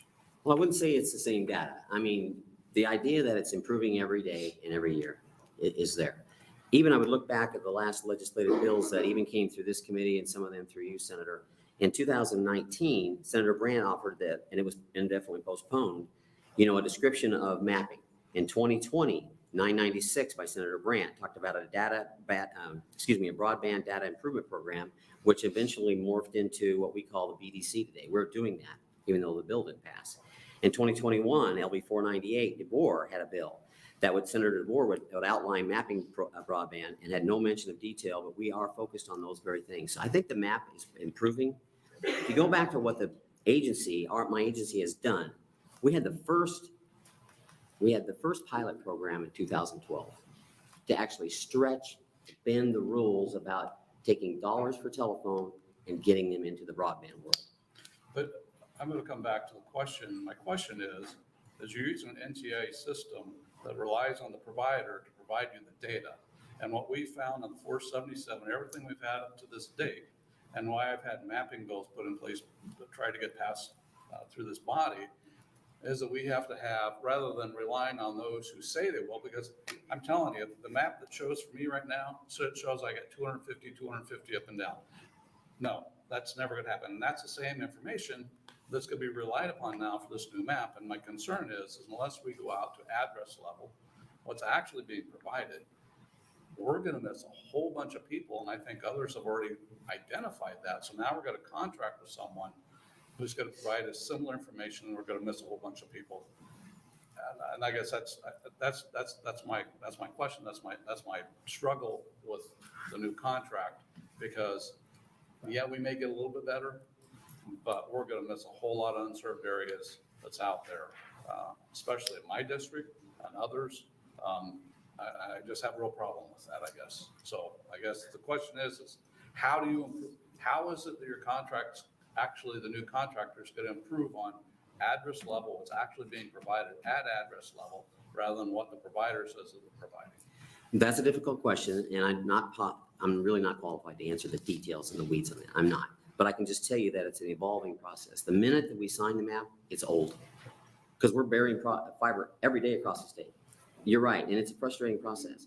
And the map in itself is so difficult, and it is a political football in many ways. You think about the map as this desk. Above the map, you have locations, and everybody is mad at the fact that their spot may be showing that it has coverage, and it doesn't. Underneath the map are the providers, all those individuals, all the stakeholders that have buried fiber or even existing copper and improving it. They're worried in the fact that it's not accurate, that says, hey, we are covering that, but the map shows it's not. It is a fight to get to that middle ground. It's a total fight, and I get it, Senator. It's frustrating for me as well. It is. When we, last comment, I guess, or question I have, but when this committee set up the broadband office, we struggled with where to put it. PSC, DED, OCIO, and it ended up being split up between a lot of different areas. You're a regulatory body. PSC is a regulatory body. And I understand you've been doing work, but to me, policy-wise, it seems like that's probably not the place it should end up, that it should end up in this instance, it's a broadband, coordinating broadband office under DOT. I just, having a regulator responsibility doing these, I guess that's a question whether that's the right place to have that. Can I give you my opinion? Sure. And how it's morphed over the years, I think I was just leaving the legislature when the idea came that we'd have the bill to put it in the OCIO's office. And I really struggled with that at the time. I didn't feel like it ought to be there because I knew what the PSC was doing at that time, and a lot of the conversation was there. But now I can recognize the fact that the governor needs to have a cabinet level person that's underneath his thumb, his or her thumb. And they need to be able to talk to that governor. They need to be able to discuss what the governor's vision is of broadband in the state. So I think it's fine. Well, I had visually thought it'd be fine in the OCIO's office, but it's fine to put it in the DOT. And actually, I reached out to Governor Pillen in November, and him and I and Joe and Dave all talked together about what this is, and how we could do this together. Because we're here to be a partner in what the legislature needs. We're all expected by our constituents to stretch, to bend, to do the best we can with what we have to get fiber out there. To get broadband out there necessarily. And I do think now that it's a good idea to have the governor have a cabinet level person. And that's what I spoke with Governor Pillen about. I wouldn't get too worried about the weeds about how it's going to be administered yet. There's been a lot of talk about staff and moving that around. But the first thing we need to hear is what is the vision? But just know that the PSC stands here ready and willing to get broadband out to the state of Nebraska for workforce, for housing. We need to have people that can have a second job from home that can get the 100 by, hopefully 100 down upload speeds to be able to satisfy this workforce. We need broadband in the country for education, K through 12 for post-education. We need it for telehealth. And in my world of agriculture, we need it as well. I also serve on an FCC connectivity group called the FCC Precision Ag Connectivity Group. And we meet monthly. And in the room and in the Zoom meetings, there's Elon Musk group sitting right here. There's Microsoft on the other side of the corner. There's all these stakeholders. There's WISP providers, internet providers, and all this conversation. And everybody's in a political fight. And I think it came up earlier about, should we have this territorial contest? No, we should not have a territorial fight on whether it's at the PSC or the DOT, as long as we're all engaged. But we do need to have territorial fights about how and the investment is made. And I personally believe that the investment has to be made privately. All these entities will have a role in it, And I believe there's a role for public power to be involved in the very high cost areas, but we have to have a fight, and that's where we get good products, is when it's a capital intensive environment like this, we'll have that conversation. Not if that makes sense at all, but in my world that I see, especially through the FCC program, I can just understand what goes on at the federal level so much better after watching how that works. I appreciate that. This has been my fight for 6 years. I just feel like we're just still fighting, pushing on that same wall I pushed on for 6 years, and we're not getting very far. You know, and many times I think the other members of that committee, they really would just as soon not have me show up, because I'm asking way too many questions. And I'm really the bad guy in the room when I start talking about that. Thank you.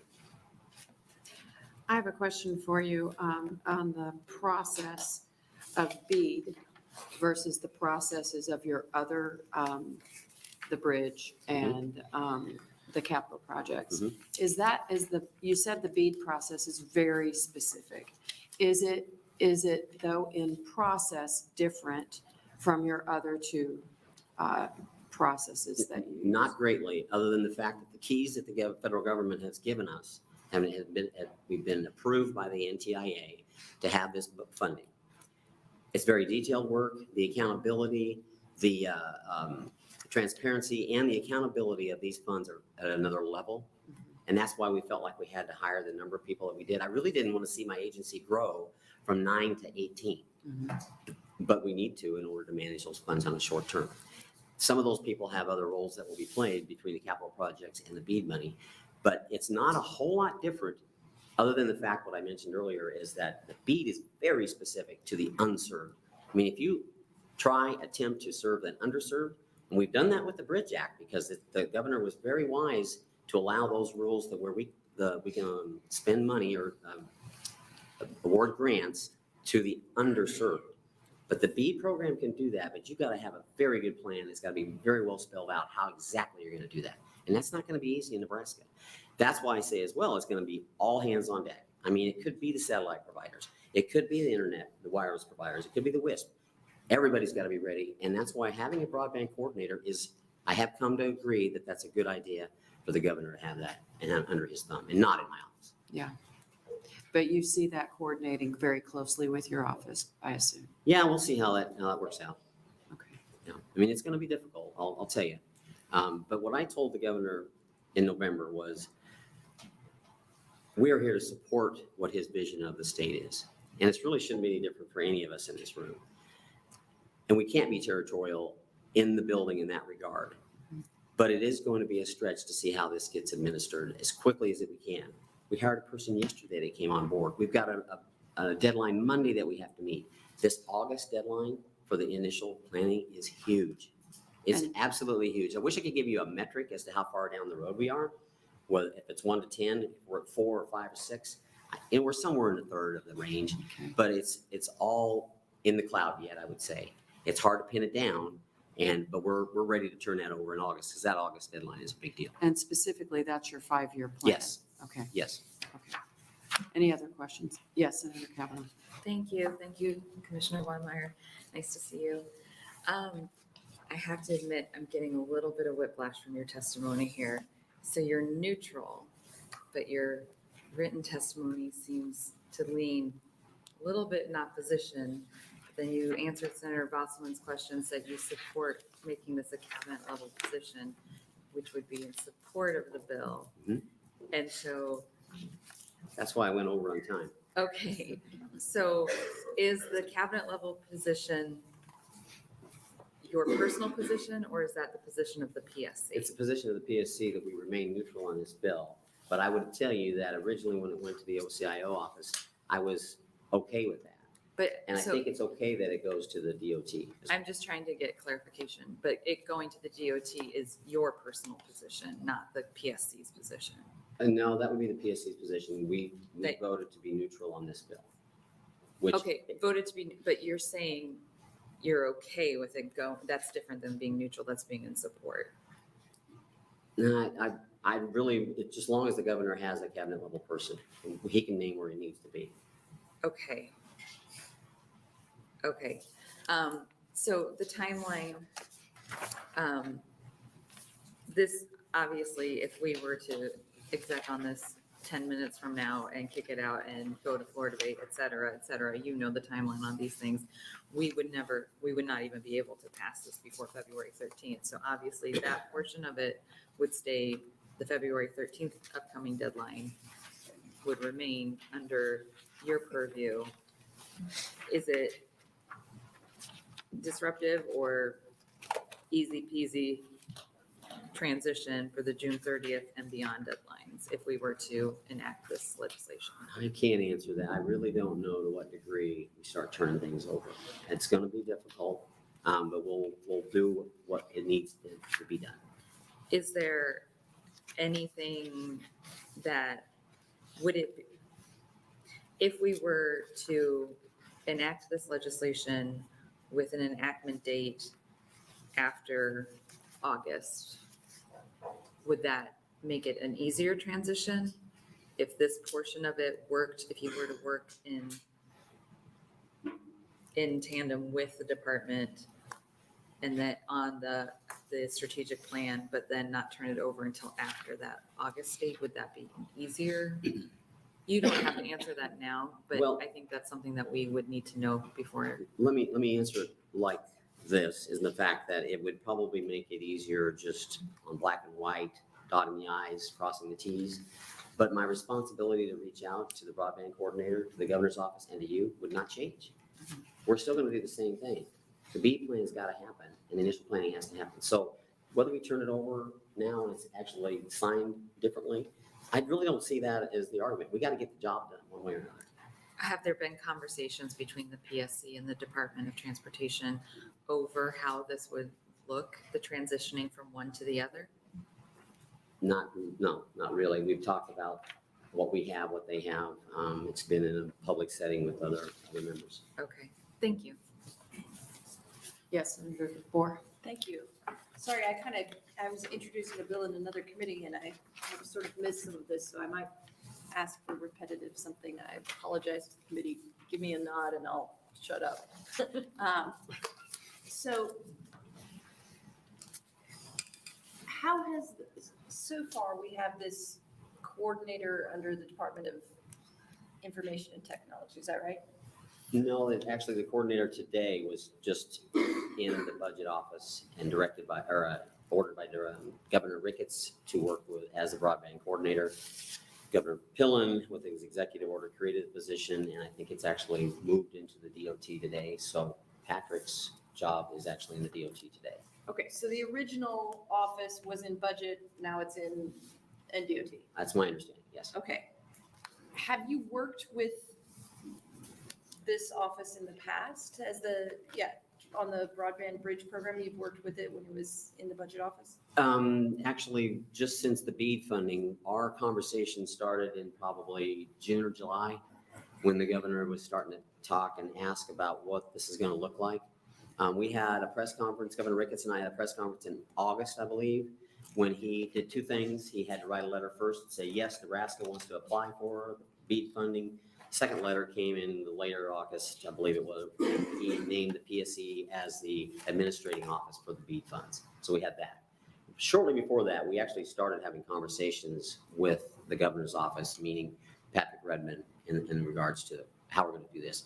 The stakeholder group has grown. It's been good. We've had, I'd say, good involvement by all the stakeholders. I hope we haven't missed any stakeholders. As a little concern is that we couldn't really offer that meeting. I told Patrick that one day, if we offer that meeting, we absolutely have to have every single person in the room invited. And I worry sometimes that we may have missed some stakeholders. So I would say that conversation was started in earnest in July. Okay. And you may have answered this question already. If we do not pass this bill, would the Public Service Commission be able to scale up to distribute the BEAD money through basically the same mechanism as the broadband bridge? Yes, I answered Senator Frederickson's question earlier there about the same thing. We have 9 employees now. We envision adding about 8 or 9 more. That's to flex while we influx with the BEAD funds, and they'll hopefully ramp back down in 5 or 6 years down to the same program we have. It's not that much different than administrating, but the mission of the BEAD funds are that much different in the fact that it's very strict in having to go to the unserved. You can't just plow through a bunch of underserved places and get it paid for to get to the unserved unless it's in the plan, and it's going to be a challenge to get that written. Okay, and then, but the unserved, underserved are things that you've already dealt with. You've already dealt with different speed, changing speeds as we in the legislature changed the speeds. I don't know, last year, 2 years ago, you would know more than me. I can't remember when that was. I feel like maybe it was 2020. We've actually changed the speeds 4 times since I've been around. Okay, 2012, it started off at 4.1. After that, it went to 8.1 or 8.2, and then to 12.1 or 2 or 3, and then now it's at 25.3. So that started in 2012 with our first pilot program that we had to actually support broadband development in the state. So we've had to operate in a moving target, but that's what the public demands. right. And the Public Service Commission has at all times sort of been the main, I don't know, agency through which we, you're a commission, but commission through which we have distributed those funds for broadband deployment in Nebraska. Is that right? Yes, except for the CARES Act, which Except happened the a year ago. That was through the DED, a separate program. I really can't get into the details of what that is. Now we have ARPA funds that actually opened up the door. Every county had the opportunity to divert the first $10 million away from their funds to broadband. That's the example that was given in Gage County. Okay. I think that's all the questions I have for you. Thank you. Are there any other questions from the committee? Yes, Senator Brandt. Thank you, Chairwoman Geist. Thank you, Director Watermeyer, for appearing today. This map that you handed out, these are just the PSC projects, correct? You were correct. Yeah, we wouldn't have record of what was spent in the CARES, at my understanding. That's correct. And these are ongoing, a lot of these projects? Yes. They're getting knifed into the ground even as we speak, right? Yeah, in the lower left-hand corner, if you look to, I mean, it's a little hard to describe, like everything in this telecom world, it's very specific. You can see what 21 and 22 did with the Bridge Act, what we've been doing with ongoing high-cost support for the Nebraska Universal Service Fund and where those locations are. And then the bottom one says fiber to premise. Is that a different program or these are completed projects? That's if it was, it could be that we've supported an issue that wasn't fiber, but this would be specific to fiber. Okay. And I applaud you for testifying in the neutral capacity. It is a refreshing change to have an administration that doesn't come up in the negative capacity on a lot of stuff. I serve on several committees where that was not good. And so thank you for that. I guess the question I've got is, listening to your testimony, if you can make any changes on the bill, what would it be? Senator, I think that's in the works yet. I wanted to be here today in a neutral capacity to bring you up to speed about what we've done, what we're doing today, and clearly what we're very worried about doing in the next 6 to 8 months. I don't know the change that would be necessary other than we just all need to come together and have the right goal. All right, thank you. Thank you. Senator DeVore. Yes, I'm sorry. I thought of the one more topic that I wanted to discuss, which was mapping. So if the fabric mapping responsibilities are moved away from the PSC, will this inhibit your ability to distribute Broadband Bridge Act money? And will that have any effect on the USF funds and how you sort of work with some of those territorial disputes? I can't remember what we call it, where somebody. Boundary changes. Boundary changes. Yes. All of those things? It did come up in conversation in the last couple of weeks about the work that the boundary changes have done. Senator Fisher introduced that bill 8 years ago. And we are really now just getting it up to speed and the public's becoming aware of it, that they can request the boundary change. It's been a great thing. It hasn't moved a mountain as far as the number of changes, but it's got the public engaged now that they know they can make these requests. To answer your question, I don't think it's going to defer or deflect what we would do, whether the map was under the control of the DOT or not, as long as we had access to the map. Keep in mind, the map is old the day it's printed. We're bearing fiber every day, and lots of stuff going on in the state, so it has to be accurate, it has to be updated, and as long as that's done and we have access to it, we can use it. Okay. Any other questions? I don't see any. Thank All you right, for your thank you, Senator. testimony. Any other neutral testimony?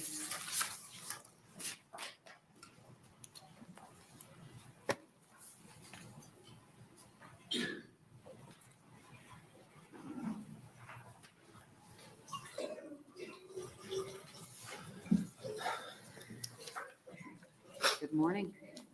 Morning, Chair Guys, Vice Chair Mosier, members of the committee. For the record, my name is Andrew Vinton. That's spelled ANDREWVINTON. I'm the in-house legal counsel and lobbyist for Allo Communications. I'm testifying today on LB 683 in the neutral capacity. Allo was founded by Brad Moline in Imperial, Nebraska in 2003, and today is the largest telecommunications provider that is majority owned and managed in Nebraska. For 20 years, Allo has been building ubiquitous, citywide, fiber-to-the-premise networks in communities throughout the state and has invested nearly $600 million of private capital in bringing broadband to Nebraskans. Once Allo's in-progress builds are completed, more than 60% of Nebraskans who live outside of the city of Omaha will have access to Allo's symmetrical gigabit or multi-gig service. Our efforts have resulted in the city of Lincoln being ranked in the top 3 of the 100 largest American cities in upload speeds, download speeds, and latency. We take immense pride in providing all Allo customers with world-class service. Allo strongly supports the concept of establishing a state broadband office. State broadband offices have proved to be valuable tools in other states where we do business. These type of entities are well suited to coordinate with communities, identify areas of need, and recruit qualified providers to submit broadband grant applications. Each state has chosen a unique manner in locating its broadband office. In some states, the broadband office is directly aligned with the governor's office, whereas in other states, the broadband office is located within a separate state agency. In many states, the broadband office has been operating for a number of years and has managed multiple rounds of state and federal grants. Our primary concern with the proposed Nebraska broadband office, which would be housed in the Nebraska Department of Transportation, is that it may have difficulty ramping up its staffing and expertise in time to distribute incoming federal broadband funds. We believe the current Nebraska Broadband Bridge program has worked well and that the Public Service Commission has done a good job of evaluating grant applications and awarding grant funding to meritorious projects. We would advise the new broadband office to lean heavily on the expertise, experience, and industry knowledge of the PSC commissioners and staff, and to coordinate closely with the PSC in all its efforts. Due to the constrained timeframe in developing a state action plan and to distribute federal broadband funds, the broadband office may be best suited to operate as a community outreach, policy creation, and advocacy body, while the PSC, who are the subject matter experts, remain the ultimate distributor of grant funding. At this point in time, this would be Allo's recommendation. However, regardless of which agency is ultimately chosen to make grant funding decisions, Allo intends to participate in upcoming broadband grant programs and regards them as a valuable opportunity to bridge the digital divide in rural Nebraska. We will simply advocate for efficiency, consistency, transparency, and accountability. With that, I'd be happy to answer any questions you may have. Thank you for your testimony. Are there any questions from the committee? I don't see any. Thank you. Thank you.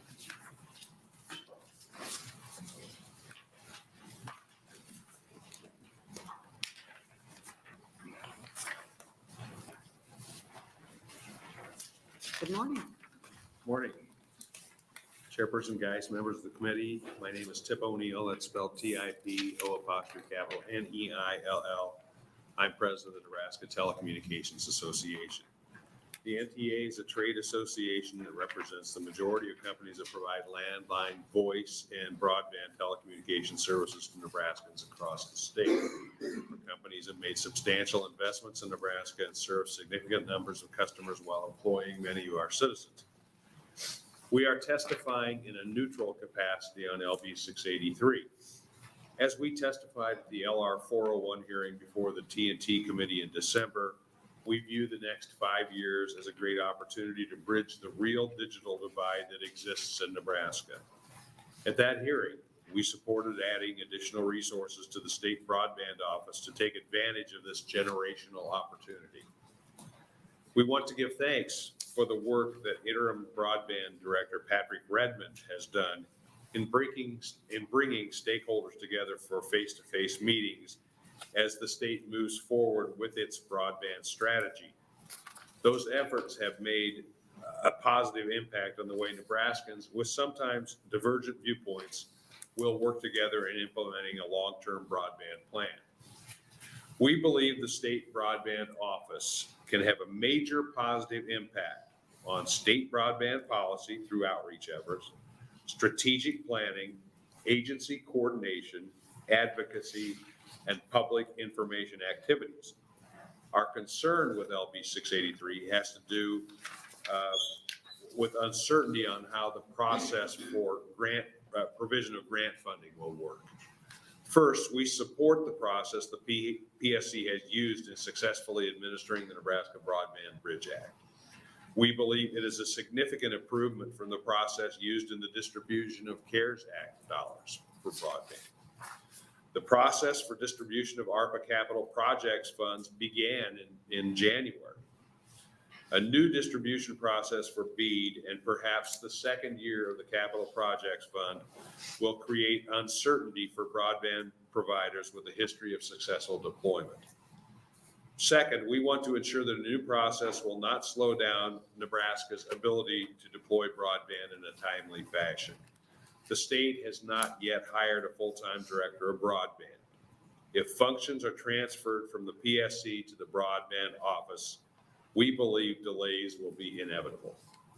Finally, we are concerned about transferring state mapping authority from the PSC to the broadband office, and Brian Thompson from Consolidated Companies will discuss the issue after my testimony. He's much more of an expert on that issue than I am.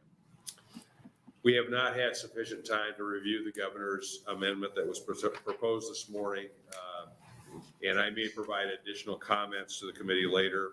Thank you for your consideration of this proposed legislation, and be happy to answer any questions. Are there any questions from the committee? Yes, Senator DeBoer. Mine is just a comment that this is a backwards running of all of the committee councils that we've had in TNT since I got here. Have now been up.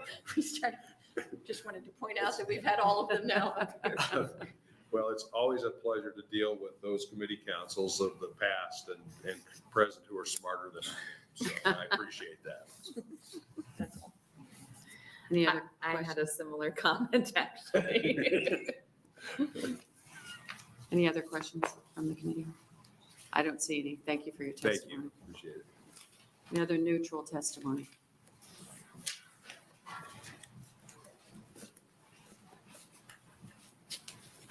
Good morning. Good morning.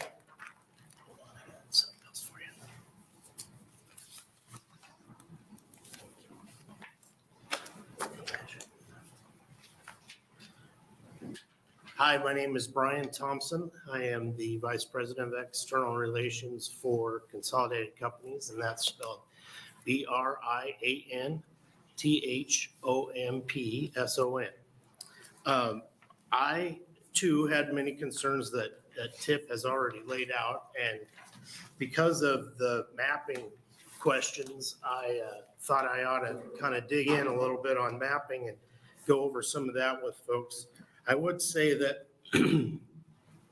we've been a part of several of the broadband bridge processes so far, and we have worked very hard on making that work. In the first round, we got 7 grants. In the second round, we were awarded 2 more. We've currently, over the last 3 years, built nearly $18 million worth of fiber to the home projects for farms, businesses, homes in town, whatever was in the project. And in 2022 alone, we cut over 1,667 locations to fiber in rural central Nebraska. The mapping information that you're seeing today in the fabric map dates clear back to June of last year. And so there were numerous customers cut over past that time.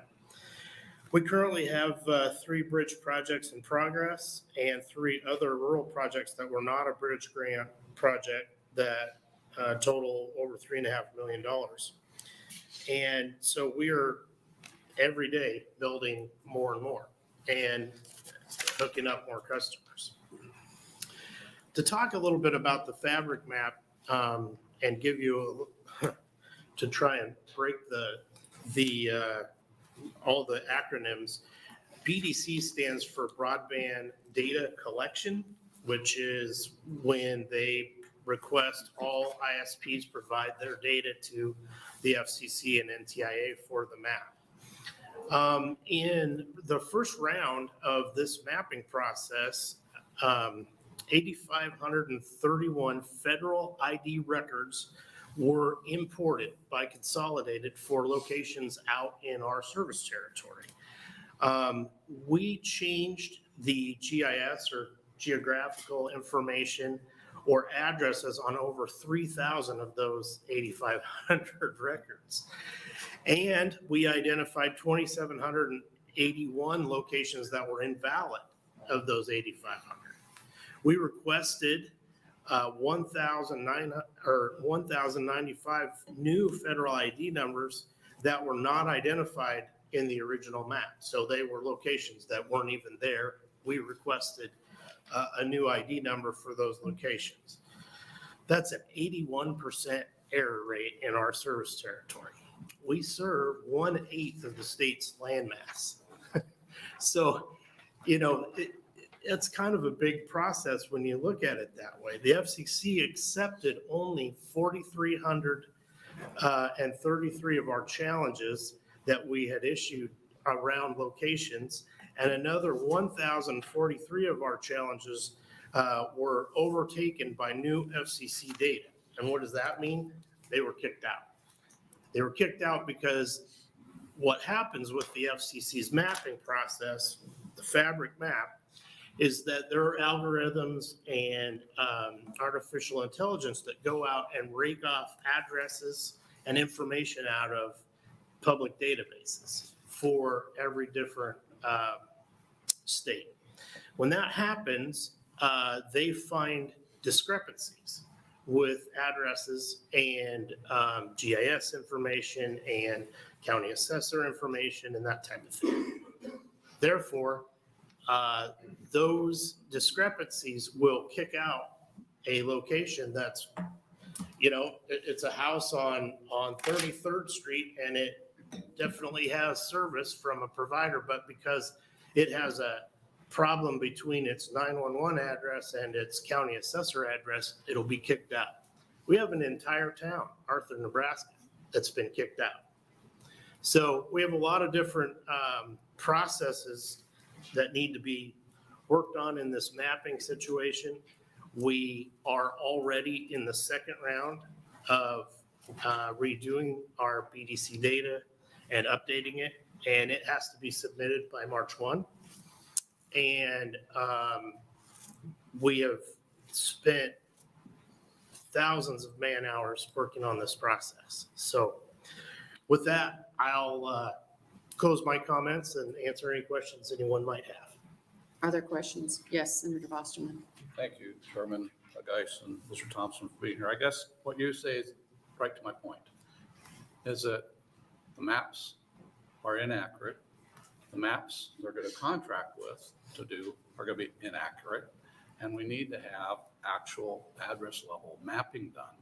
And unless we do that, we're going to leave potentially hundreds of millions of dollars on the table because we don't have a map and we don't have a way, and the PSC has not challenged the map. So we're going to have another 477 dilemma where we're going to have a map that's going to leave a bunch of people out because we've already identified that by other means that those locations are being left out. So I'm not sure. I think you're speaking more to, maybe I'm missing it, but I think you're speaking more to my concerns with perhaps the mapping that they're going to, that they're now contracting with. It's going to be more the same. What I can tell you is that the PSC has done challenges to the areas that they've identified that aren't showing up on the map. But and their challenges is by 911. And FCC says you can't use that as a challenge anymore. So now we're back to we need address level, we need locations, and we're not going to do that. Which I think the legislature could do something about, and that would be if the legislature would require the situs address for the county and the 911 address to be the same, as well as the U.S. postal address, then we wouldn't have this problem. But, okay, go ahead. And the long and the short of it is, this is address level stuff at the fabric. We go straight to the house, we do a GIS location at the house, and we use the service address, and it has an FCC's federal ID number assigned to that house. I can tell you for mine, no, that didn't happen. So how many of my houses are out there? And I think we've already shown there's thousands to maybe tens of thousands of these, so. Well, that's my concern. My concern is we're gonna have a map that's gonna continue to miss a number of locations because maybe not everybody's doing what you're doing. well, I would say that every state has kind of the same problem to some extent. And secondly, no, I don't know that everybody has done as deep dive as we have. But to me, it's really important to get that information right, because at an address level, we're going to have to challenge people who may try to get a grant for our area that we've already built. And I appreciate that. And I mean, it's, we've had a 477 out there for years and it's never, and for, you know, it's been inaccurate. So if we use the same process, not everyone may do what you're doing, you know, grant that. So I appreciate that. I'm just concerned that we're going to be leaving a lot of people, unserved areas left off and potentially hundreds of millions of dollars because of that. So thank you. I appreciate it. Sure. Are there any other questions? I have one that I'd like you to clarify. In your opinion, in moving the maps from the PSC to the coordinator, does that break continuity of what you've done? Well, the the fabric map is the fabric map. That's how we'll get the money from the federal government. Okay. If you move the responsibility of kind of housing Nebraska's fabric map over to the Department of Transportation, I'm not really sure that unless you require counties to do what they need to do to provide data that can be utilized out of the software that the FCC uses, I'm not sure it'll change much. And we, as a provider, just have to keep uploading new data all the time and hoping it doesn't get rejected. But that's really, doesn't matter whether it's under the PSC or the coordinator, correct? Probably not, as long as we have access, or as long as the Public Service Commission has access to the map as well as the coordinator. And it's, very real time, so that if there are challenge issues around broadband bridge or some of the things that they're doing with USF or any of those type of things, they just have to have access to that information so that challenges can be managed from grant processes. The other part of that is within the BEAD process, I think that challenges will be kind of more significant because we might be talking about bigger dollars. We might also, I don't want the process to be if it's a one-person decision at BEAD with the broadband coordinator, that's a little bit concerning. I'm worried about lawsuits and things like that if it's just one person making that decision. Okay, thank you. Any other questions? If I could make one last comment, I handed out there was a handout that had the little. This one? Yes. Thank you, yes. Senator Decay had brought up a question before about the meters and public power and so forth. And I think that the meter data is pretty good information to have out there.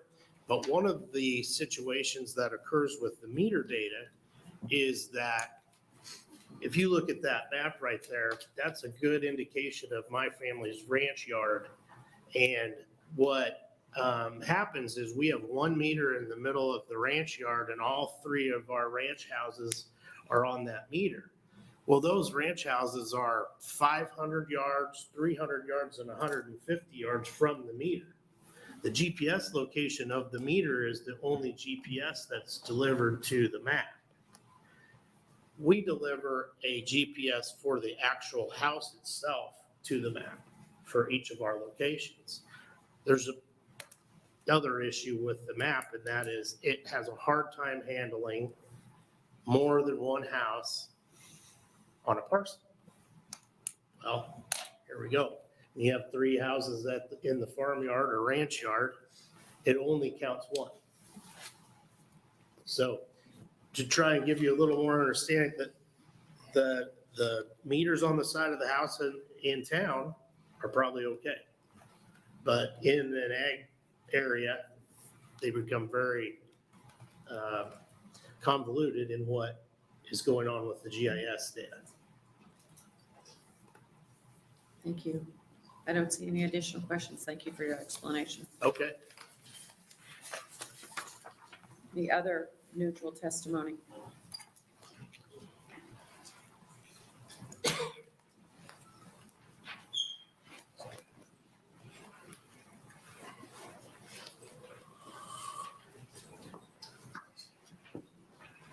Thank you and good morning. Barely, but still morning. Good morning, Chair Geist and members of the committee. My name is Cullen Robbins, Cullen Robbins.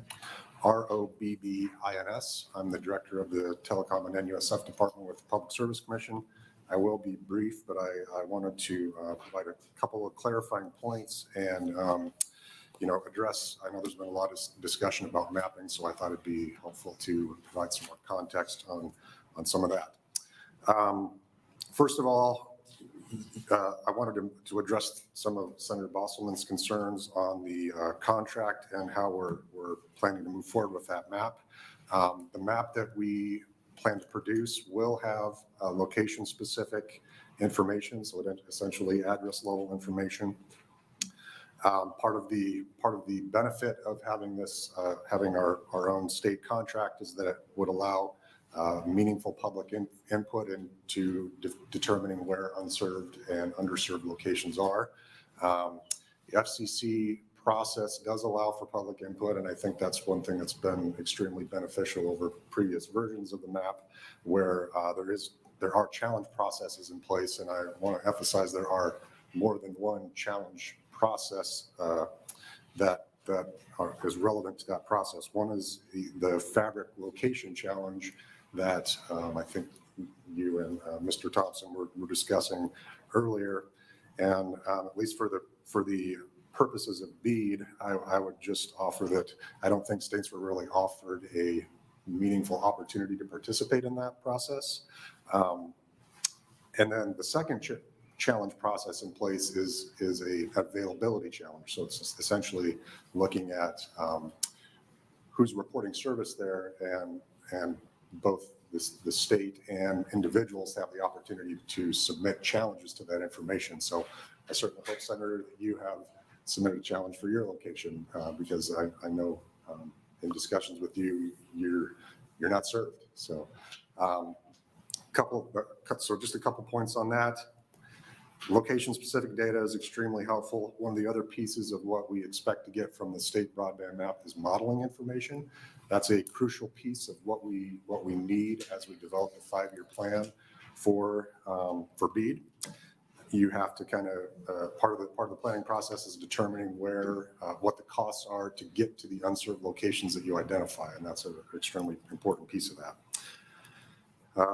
Just a couple other brief statements. I wanted to talk briefly about staffing. I wanted to mention that of the permanent staff that we've hired so far for BEAD, some of those individuals are split amongst BEAD and capital projects, so they're not all fully funded through BEAD. And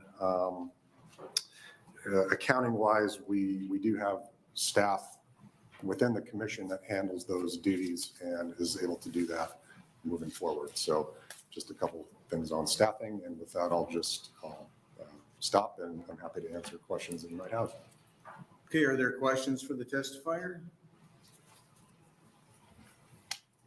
Seeing none, thank you for your testimony.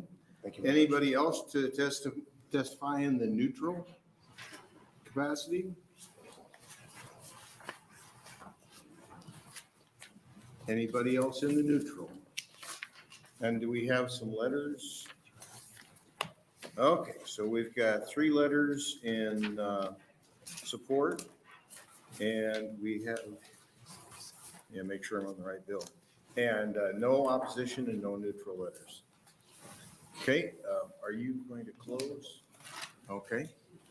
I believe Senator Geist is going to open on the next bill momentarily, so maybe we'll just stand down for a couple minutes till she gets back. Thank you.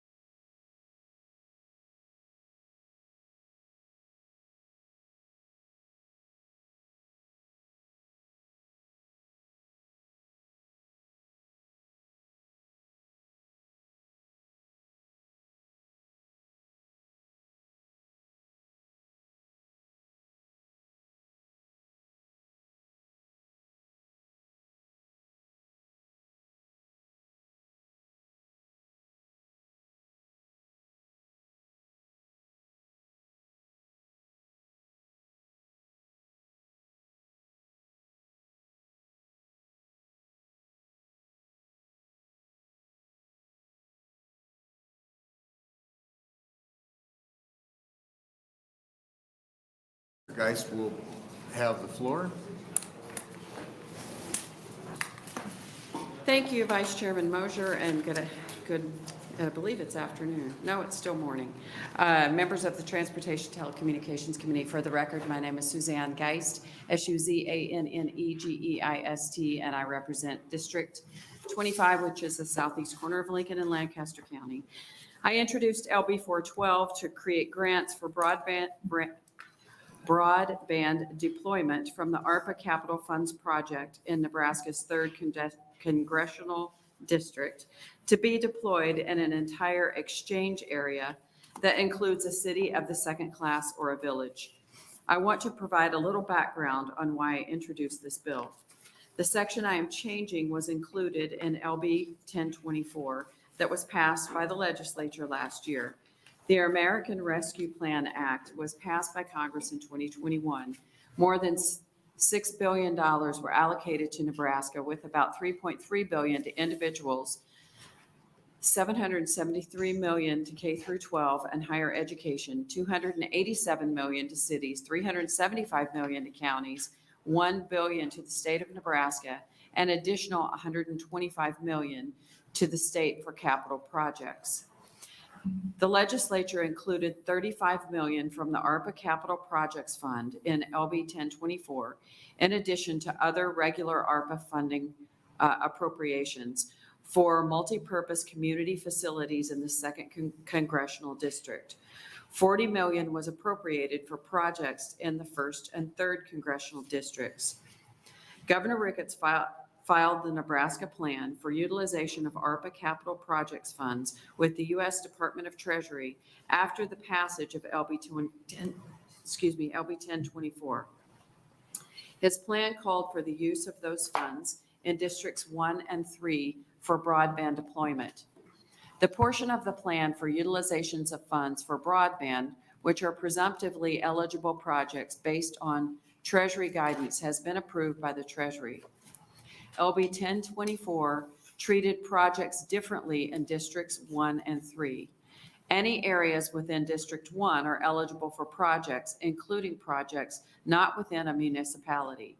In District 3, projects are eligible only if they are located within second-class cities and villages.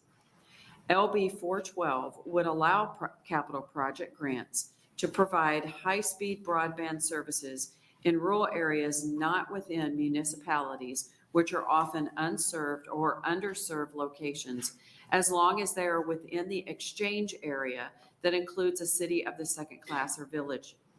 By making this change, I believe this will assist broadband companies to provide high-speed services in the areas that may need them the most. Thank you for your time and attention. I'd be happy to answer any questions. Okay, there are questions? Senator DeBoer. Is this allowed within ARPA then? We can make this change and it doesn't in any way upset our ability to get ARPA funds? That is my understanding. Perfect. Thank you. Other questions? Wow. Must have been pretty easy to understand. Okay, is there anyone here to speak in support of this bill? How many people will testify? Oh, boy. Okay, thank you.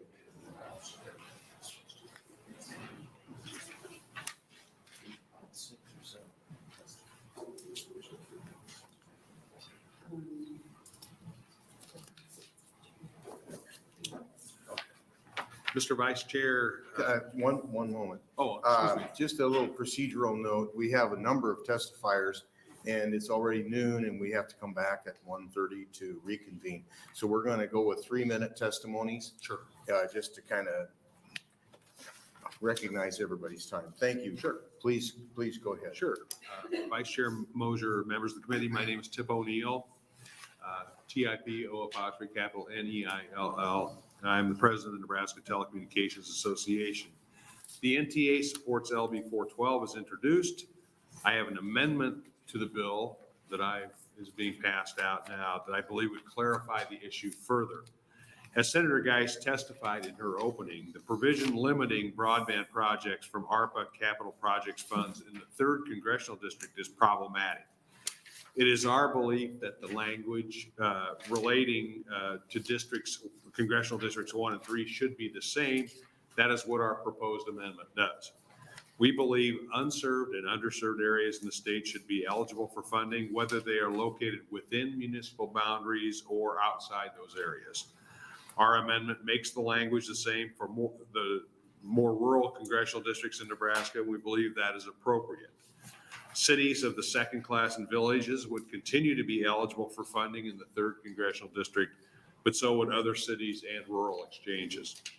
I ask you to advance LB 412 with the amendment. I'd be happy to answer any questions you might have. Okay, are there questions for the testifier from the committee? Yes, Senator Bosselman. Thank you, Vice Chair Moser. Why would we want to strike out the second class and villages? Why would we want to strike that language out?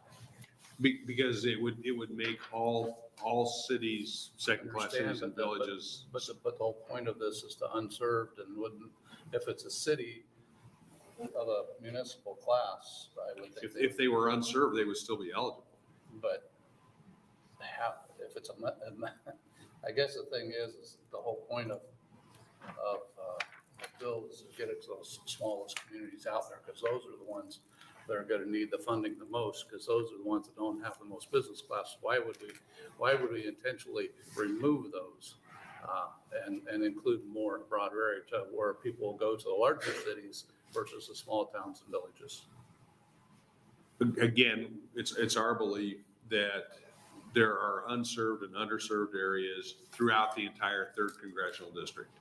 And we don't believe that the ARPA capital projects funds should be limited only to provision of broadband in those second class cities and villages. Sure. So then those won't get served, those won't get built out, but all the larger cities will, towns and cities will, unless we do. All the larger cities, you're talking first class cities are, I don't know of any first class city that is not built out over 100 by 20 in the 3rd Congressional District. Now, you might have more data than I do, but I would guess if you looked at Scottsbluff, North Platte, Kearney, Grand Island, Norfolk, all of those cities have competitive broadband providers there who provide at least 100 by 20. Yeah, my concern is we're gonna, by striking that, is those who need it the most remote, to have the least business class or business model for funding it will be left out, and we'll just do the bigger towns. So that's just my concern. Okay, well, thank you. Okay, other questions? Senator Brandt. Thank you, Vice Chair Moser. Thank you, Mr. O'Neill, for your testimony. I'll echo what Senator Bosselman said. The 3rd District's a different animal from the 1st. And if you listen to the floor debate, Senator Wayne is always up and saying North Omaha has unserved and underserved areas. I imagine some of our first-class cities, maybe like Columbus, maybe not. There's always going to be sections that are unserved or underserved. The intent is to get this to the villages and just the second-class cities. And so I guess I would echo what he said and like to see that. So would you then my question would be, would it be logical then to put that language in for the 1st Congressional District also? As far as I'm concerned, it would be. I mean, that, we could have that discussion, I guess, off the mic. Okay. Other questions for Mr. O'Neill? Thank you very much for your testimony. Next, supporter.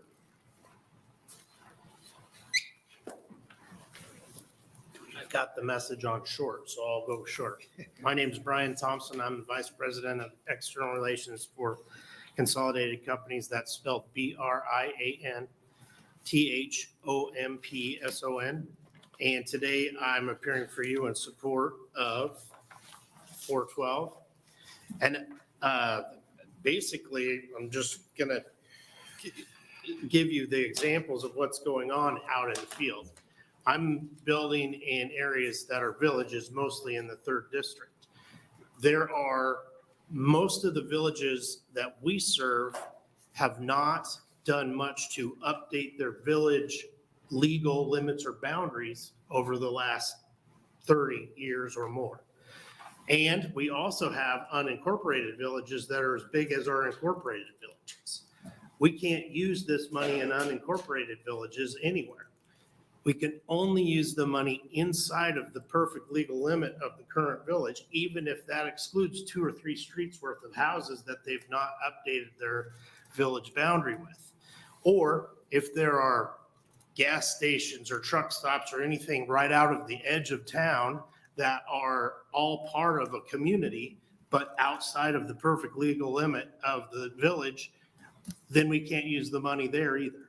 So the way that the rules read, you cannot extend past the village limit with ARPA fund capital projects dollars.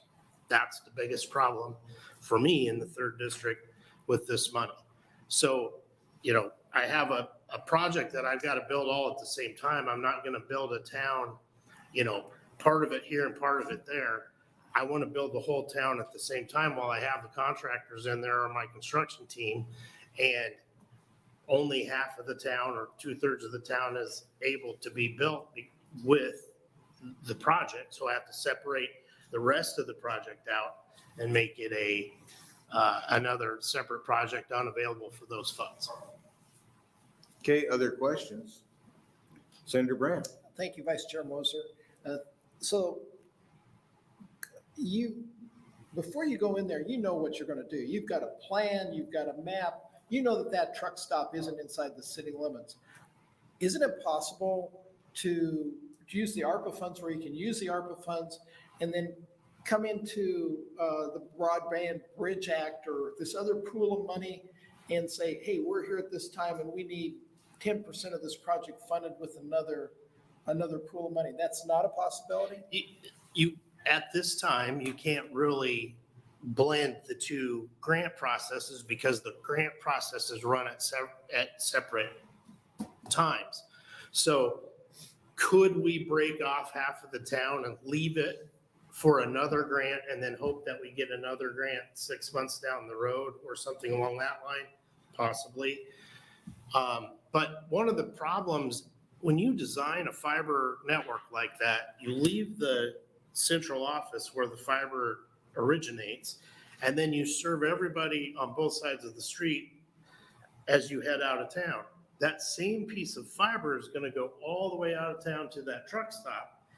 And as it goes further out, it will get smaller because you have the main, the main group of customers in town, and then the network gets smaller. That's just how that design works. But you want to have a specific pair of fibers for each one of those serviceable locations, plus additional fibers so that you can serve locations that are built later. But there's nothing preventing you as a company from making a business decision that there's enough viable service out here that we can hook everybody up without the subsidy. That's true. In the case of most of these grant processes, there's fairly specific amount of overhead to do a grant of any kind. And if you're going to do a grant project, you want to make it be as big as you can for a very good sized project and cover a worthwhile group of folks when you are bringing contractors to town or construction teams. So yes, we could make a business decision if there's enough out there. I mean, it's not, when you have, 2 gas stations outside of the town of Thedford and you only touch 2 other customers in between those 2 gas stations and it's 5 miles of fiber. But could that be in a project? Yeah. All right, I understand. Thank you. Okay, other questions? Senator Boswell. Sorry, Vice Chair. So in the bill on line 11, it says, 1011 says award grants under subdivision 1C of section to any portion of a local exchange or area containing a city of a second class or village. So if it says any portion of a local exchange, how does that change what we're talking about? Well, so it allows you to be inside and outside of the city limits. Okay. That's basically what that's saying. Okay. So, and you're saying you can't go outside of the city limits? Not now with the current language in the 3rd district. And my entire service area is in the 3rd district. Is that our language or is that federal language? That was in 1024. Okay, so we just need to change 724. Yeah, well, LB 1024, that language that was proposed, and this was the proposed solution to it. Okay, so if we change it, then you can. Yes, So then you can build out that whole exchange if you wanted to. yes. So then I'm a little lost here. So you said you can't build an unincorporated town or a certain city because you only could, or village because you only build half. Whose rules are those? And that's in LB 1024 today. So And when LB 1024 was taken to the Public Service Commission to have the rules and process put together for the capital projects grant process, because it says that you can only be within a village or a city of the second class, then that means you cannot extend past the village or second class cities boundary. Correct. So this fixes that. So now you are able to. Correct. If we do this, yes. Okay, thank you. Yep. So what they're complaining about is what the bill is intended to solve. Yeah, I mean, They're both, this bill fixes the problem, yes. yes, okay. Yes. I was having a little trouble. It seemed like it was my wife and I arguing. We're not listening to each other sometimes. Okay, thank you for your testimony. Yeah. Oh, did you have a question, Senator? I was just dramatically laughing with my hands. Thank you very much. Further support testimony? We have 2 letters of proponents and no opposition and no neutral letters. All right. So, please. Good afternoon, Vice Chair Mosher, members of the committee. I will keep this short and sweet, given the fact that it is lunchtime. My name is Brent Smoyer, Brent Smoyer, here on behalf of the Nebraska Rural Broadband Alliance, a group of rural telecoms stretching from border to border across the state, many of them in the 3rd District. I won't rehash anything that's been said previously. I think we agree with what my predecessors have stated in terms of the importance of this bill and how it remedies what was essentially I guess for lack of a better term, just a minor mistake fairly major mistake, but minor language mistake in 1024. In fact, as I recall, Senator Bostelman was part of the legislative history, speaking with former Chair Friesen on the floor about how this bill would potentially have, or how this bill would be needed based on the current language of 1024. So we do appreciate that being laid out.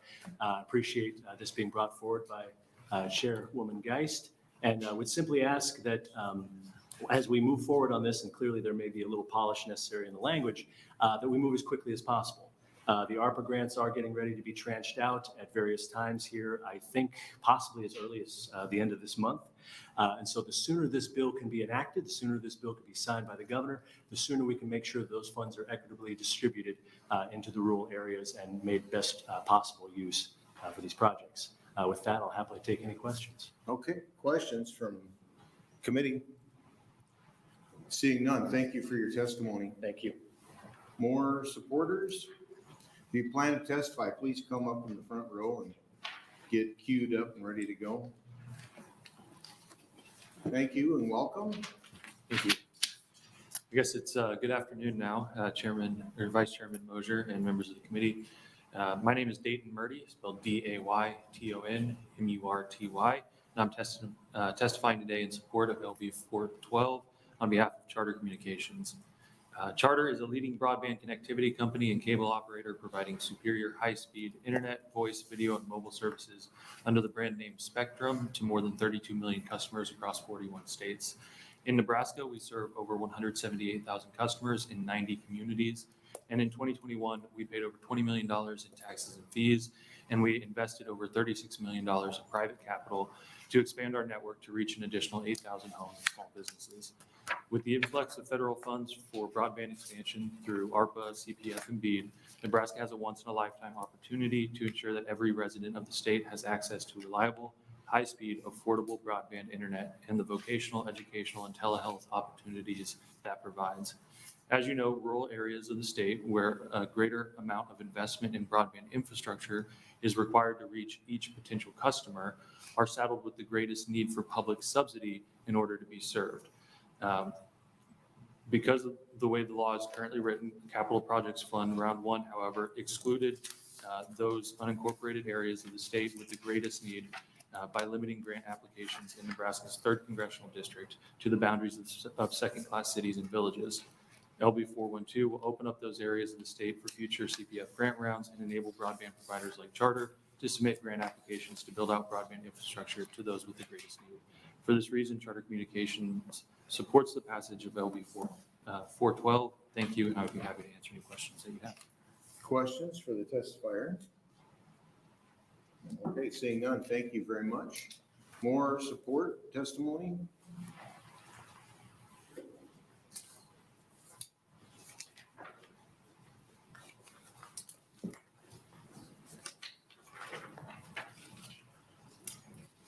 Good afternoon, Vice Chair Mosier, members of the Transportation and Telecommunications Committee. My name is James Dukesher, JAMES, I'm the Director of Government Relations for the Nebraska Rural Electric Association. We're here in support of LB 412. We'd like to convey our support to the committee and the legislature for working to expand broadband access across rural Nebraska. The NREA represents 34 rural public power districts and electric cooperatives throughout the state. More than 1,000 dedicated employees of our system serve 240,000 meters across 90,000 miles of line. As we all know, and as has been stated, in 2022, LB 1024 provided $40 million of federal coronavirus capital projects funds to the 3rd Congressional District of Nebraska. Unlike other funds that have been received and administered through the state's Broadband Bridge Act, these funds do not require any match from the broadband provider. Unfortunately, 1024 included a limitation that restricted the funds to be used in only cities of the second class and villages. LB 412 relaxes this restriction and includes funding for any portion of a local exchange that includes a city of the second class or village.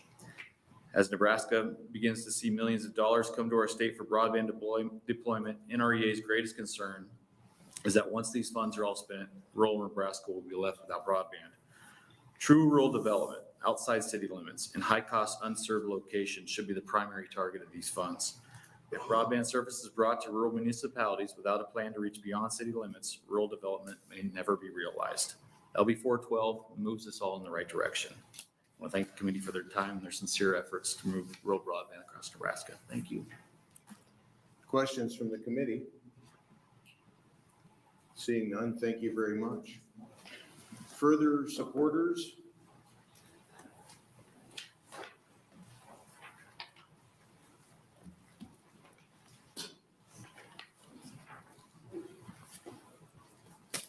Good afternoon, Vice Chair Mosier, Transportation Committee. My name is Dan Watermeyer, spelled Watermeier. I'm here to testify in support of LB 412. Since LB 1024 was passed last year, the Commission has heard from many broadband service providers that they are concerned about the restriction on grant funding in the 3rd Congressional District. As the statute is currently written, capital projects funds can only be awarded for broadband development in cities of the second class and villages.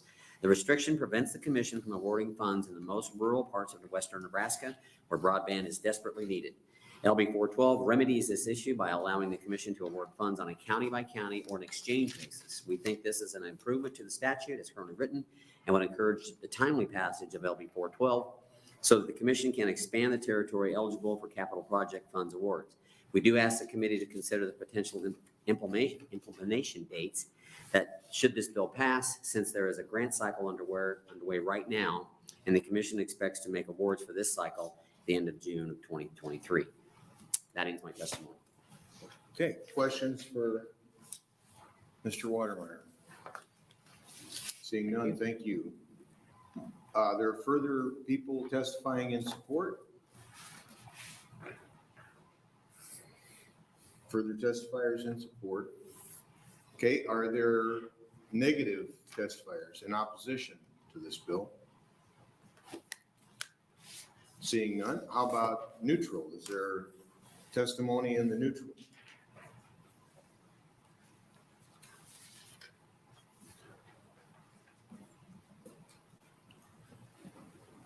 Good afternoon. My name is Lash, L-A-S-H, Chaffin, C-H-A-F-F-I-N, representing the League of Nebraska Municipalities.